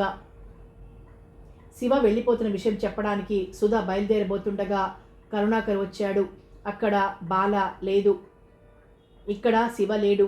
శివ వెళ్ళిన ఉదంతాన్ని సుధ చెప్పింది. బాల ఇంట్లో లేని విషయం కరుణాకర్ చెప్పాడు. ఇద్దరూ బాల శివల అన్వేషణకు బయలుదేరారు. జగ్గు ముఠ బాలను ఎత్తుకొచ్చి బలరాం ముందుంచింది. బాలను చూడ్డంతో బలరాం వికటాట్టహాసం చేశాడు. బాల బ్రతిమలాడింది, పెనుగులాడింది, ఎదిరించింది. లేడి కంటికి నీరొస్తే మాత్రం వేటగాడికి బాధ ఏం తెలుస్తుంది? బలరాం వినలేదు. ఆనాడు డాక్టర్ చేత తాళి కట్టించుకుని తప్పించుకున్నావు, ఈవేళ ఎలా తప్పించుకుంటావో చూస్తాను అంటూ అమాంతంగా బాలను పొదివి పట్టుకున్నాడు బలరాం. కరుణాకర్, సుధలు శివ బాలల కోసం వెతికి చివరికి పోలీస్ రిపోర్ట్ ఇచ్చారు. గాలింపు మొదలైంది. చీకట్లో తడుముకుంటూ తారాడుతూ శూన్యంలోకి దూసుకుపోతున్నాడు శివ. గమ్యం తెలియని మార్గం గుండా అతని కాళ్ళు నడిచిపోతున్నాయి. ఎక్కడి నుంచో ఎవరిదో లీలగా ఆర్తనాదం వినిపించింది. టక్కున ఆగిపోయాడు. అది బాలస్వరం. గిర్రున వెనుదిరిగాడు. బాల గింజుకోవడం, గోల పెట్టడం శివకి మరింత చేరువయ్యాయి. సందేహం లేదు, బాల ఇక్కడికి ఎందుకు వచ్చింది, ఎలా వచ్చింది? వెంటనే ఆ చీకట్లో వెతికి తాడు ఉట్టి కట్టి దుండగులకు గురిపెట్టాడు శివ. బాల బంధవిముక్తురాలైంది. బలరాం అతని ముఠ శివ మీదకి లంఘించుకున్నారు. ఆ ముష్టి యుద్ధంలో శివ కళ్ళకున్న బ్యాండేజీ ఊడిపోయింది. చీకటిని చీల్చుకుంటూ చూపు దూసుకొచ్చింది. అంతే. బలరాంని, అతని ముఠాను చీల్చి చెండాడాడు శివ. అదే సమయంలో డాక్టర్ కరుణాకర్ సుధలొచ్చారు. శివ, కరుణాకర్లు ఏకమై బలరాం ముఠాని బంధించారు. అంతలో పోలీస్ జీప్ వచ్చింది. బలరాం, అతని ముఠాను అరెస్ట్ చేశారు. శివకు చూపు రావడంతో బాల అమితానందం పొందింది. కరుణాకర్, సుధలు తమ కృషి ఫలించి దృష్టి వచ్చినందుకు సంతోషపడ్డారు. డాక్టర్ గారు, మీ రుణం ఈ జన్మలో తీర్చుకోలేను. ఇక నాకు సెలవు ఇప్పిస్తే వెళ్ళొస్తానని అక్కడి నుంచి కదలబోయాడు శివ. తను ఎంత తొందరగా అక్కడి నుంచి వెళ్తే అంత మంచిదన్న ఉద్దేశంతో. అదేం లాభం లేదని గబగబా శివ దగ్గరికి వచ్చాడు కరుణాకర్. చూడు శివ, నాకు నువ్వో మాట ఇవ్వాలి, కరుణాకర్ అడిగాడు. ఇవ్వాలని అడగడం కాదు డాక్టర్ గారు, ఆజ్ఞాపించండి. ఆ ఆజ్ఞకు కట్టుబడి నా ప్రాణమన్నా ఇస్తానన్నాడు శివ దృఢంగా. ఏ బాల కోసమైతే ఇన్ని కష్టాలు పడి ఆ బంగారు జడకుచ్చులు సంపాదించావో అవి బాలకు ఇవ్వాలని లేదా? సూటిగా అడిగాడు. జవాబు చెప్పలేదు శివ. ఎవరి కోసమైతే వాటిని ఇంతకాలం ప్రాణప్రదంగా దాచుకుంటూ వచ్చావో ఆ వ్యక్తి నీ కళ్ళెదుట ఉంది. ఆమె ఆశలు తీర్చవా? రెట్టించి అడిగాడు కరుణాకర్. ఎన్ని జన్మల పుణ్యమో బాలకు తమలాంటి దేవతామూర్తి భర్తగా లభించాడు. తమకు తలంచుకోవాలే గాని పేదవాడి జడకూచులేంటి? ఏ కోరికైనా తీర్చగలరు. నేను తీర్చగలిగేది ఒక అన్నగా తీర్చగలనే కానీ అనురాగమూర్తిగా కాదు. సంఘం దృష్టిలో భర్తను నేనుండగా బాల నువ్విచ్చిన ప్రేమ కానుకగా వాటిని స్వీకరించలేదు కనుక మనస్ఫూర్తిగా బాలను నీకు అప్పగిస్తున్నాను. మీ ఇద్దరికీ పెళ్లి జరిపిస్తాను. అమ్మ కూడా అంగీకరించింది, కాదనకు అన్నాడు కరుణాకర్. శివ నిర్ఘాంతపోయాడు. త్రిపుర, నా కొడుకు మానవోత్తముడు. నేను కూడా శివతో నీ పెళ్లికి మనస్ఫూర్తిగా అంగీకరిస్తున్నాను, కాదనకు. భారతీదేవి బాలకు సతివిధాలా చెప్పి ఒప్పించింది. మా ప్రేమను అర్థం చేసుకుని ప్రేమించిన వారు విడిపోయి బాధపడకూడదు. మహోన్నతమైన త్యాగం చేశారు మీరు. మిమ్మల్ని సుధా ఎంతగానో ప్రేమించి ఆరాధించింది. ఆమె బాధను కూడా అర్థం చేసుకోవాలి. నిండు మనసుతో సుధను స్వీకరించాలి. శివ షరతు పెట్టాడు. కరుణాకర్ ఏం సమాధానం చెప్తాడా అని పక్కనే ఉన్న సుధ 1000 కళ్ళతో ఎదురు చూస్తోంది. కరుణాకర్ సుధ దగ్గరకు వచ్చాడు. మీ పెళ్లితోనే సుధ మెడలో తాళి కడతాను. శివ చేతిని తన చేతిలోకి తీసుకుని వాగ్దానం చేశాడు. సుధ మనసు దూదిపింజలా తేలిపోయింది. దివిసీమ దివ్యసీమగా రూపుదాల్చింది. శివపార్వతుల ఆలయం దగ్గర పెళ్లి వాయిద్యాలు తారాస్థాయిని అందుకున్నాయి. బాల పచ్చ పావడా కట్టుకుని పూల జడ వేసుకుని బంగారు జడకూచులు పెట్టుకుని కొత్త పెళ్లి కూతుర్లా శివ దగ్గరికి వచ్చింది. శివ కళ్ళు కాంతి పుంజాలయ్యాయి. బాలను ఆపాదమస్తకం చూశాడు. తన వరాల గారాల బాల బంగారు జడకుచ్చులతో బంగారు బొమ్మలా తన ముందు సాక్షాత్కరించింది. బంగారు జడకుచ్చులు కావాలనే బాల కోరిక. బాలకు బంగారు జడకుచ్చులు కొని ప్రేమ కానుకగా ఇవ్వాలన్న తన కోరిక నెరవేరాయి. పూజారి గారి ఆశీర్వాద బలం, తాత దీవెనల ఫలితంగా తామిద్దరూ కొన్ని క్షణాల్లో దంపతులు కాబోతున్నారు. ఎటు చూసినా రంగుల హరివిల్లు. హరినింటి ప్రతి రంగులోనూ తన బాల. ఎటు చూసినా చిగురించిన వసంతం. ఆ వసంతవనంలో లేచిగుళ్ళు తింటూ గొంతెత్తి పాడే కోయిల తన బాల. శివ మనసు ఆనందపు ఐరావతం ఎక్కింది.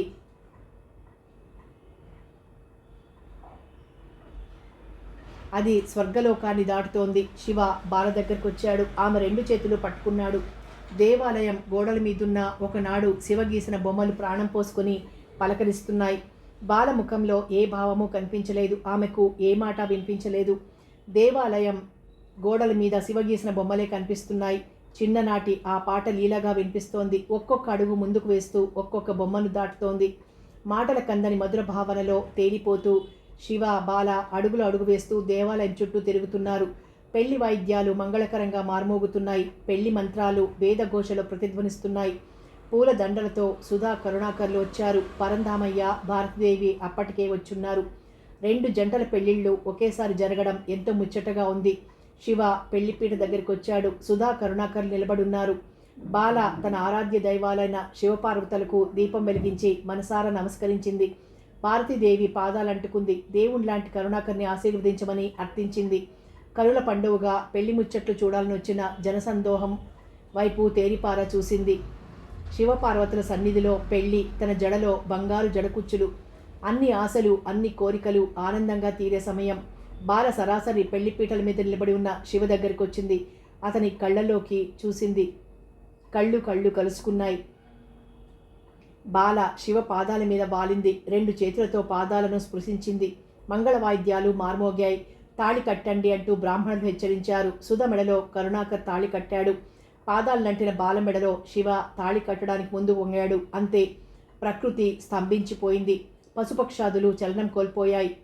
సప్త సముద్రాలు కల్లోలమయ్యాయి. ఆకాశం ఎర్రబడింది. మంగళ వాయిద్యాలు మూగబోయాయి. శివపార్వతుల ముందు బాల వెలిగించిన జ్యోతి ఆరిపోయింది. బాల ప్రాణం అనంతాకాశంలో కలిసిపోయింది. బాలా అంటూ గావుకేక పెట్టాడు శివ. ఈ హఠాత్ పరిణామానికి అదిరిపోయారంతా. అచేతనంగా పడిపోయింది బాల. ఆమె చేతిలో ఉత్తరం రుద్ధకంఠంతో కరుణాకర్ చదివాడు. బావా, తాళి భారత స్త్రీకి పవిత్రమైంది. అది కట్టినవాడే భర్త. త్యాగధనుడైన డాక్టర్ గారు మన ప్రేమ ఫలింపచేయడానికి పెళ్లి నిర్ణయించినా ఏ స్త్రీ కూడా మారుమనువుకు ఒప్పుకోకూడదు. అదే హైందవ స్త్రీకి సాంప్రదాయం. అందుకే నేను ఒక నిర్ణయానికి వచ్చాను. పుట్టెడు పసుపు పట్టెడు బొట్టు కోసం స్త్రీ ఎన్నెన్నో పూజలు వ్రతాలు చేస్తుంది. ఆ పసుపు కుంకుమలతోనే నేను పునీతగా వెళ్ళిపోతున్నాను. నేను నీ ఎదుట ఉన్నంత వరకు నిన్ను మర్చిపోలేను. నన్ను నీ ఊహల్లో చూశావు. ఇప్పుడు నీకు ఆ ఊహల్ని మిగిల్చి వెళ్తున్నాను. నీ పాదాల దగ్గర మన ఆరాధ్య దేవతల సన్నిధిలో స్వచ్ఛందంగా మరణం పొందుతున్నాను. నా వియోగంతో బాధపడకు బావా. నీ ప్రాణంలో ప్రాణమై, నీ గళంలో గానమై, నీ చేతిలో గీతనై నేను నీ వెంటనే, నీ చెంతనే, నీ నీడలా ఉంటాను. ఎన్నటికీ నిన్ను విడిచిపోని నీ బాల శవం దహనమై పంచభూతాల్లో కలిసిపోయింది. పిడికెడు బూడిదగా మిగిలిపోయింది. కాలిన బూడిదను శివ తన దోసిళ్లలోకి తీసుకున్నాడు. చేతివేళ్ల సందుల్లోంచి బూడిద జారిపోయింది. దగదగ మెరిసే బంగారు కుప్పెలు ఒక్కసారి తళుక్కుమన్నాయి. చెక్కు చెదరకుండా మిగిలి ఉన్నాయి. కట్టలు తెగిన కన్నీటితో శివ నిస్తేజంగా నిరోమయంగా ఆ జడకుచ్చుల వైపు చూస్తుంటే అందులోంచి బాల పూబాలగా దివ్య మంగళ రూపంతో నాట్య మయూరిలా నర్తిస్తూ తనుండే సుందర నందనవనంలోకి ఆడుతూ పాడుతూ ఆహ్వానిస్తుంటే శివ తన ప్రేమ దేవత బాల మధుర స్మృతులలోకి జారుకుని ఆమె పాటకు ప్రాణమయ్యాడు. దూరం నుండి వస్తున్న సుధా కరుణాకర్ల వాళ్లను శివని చూస్తూ నిలబడిపోయారు. వాళ్ళ చేతుల్లో ఉన్న అఖండ జ్యోతి బాలస్మృతికి చిహ్నంగా అక్కడే నిలిచిపోయింది. సమాప్తం. ప్రేమదేవత నవల సమాప్తం. మరో మంచి నవలతో మళ్ళీ కలుసుకుందాం.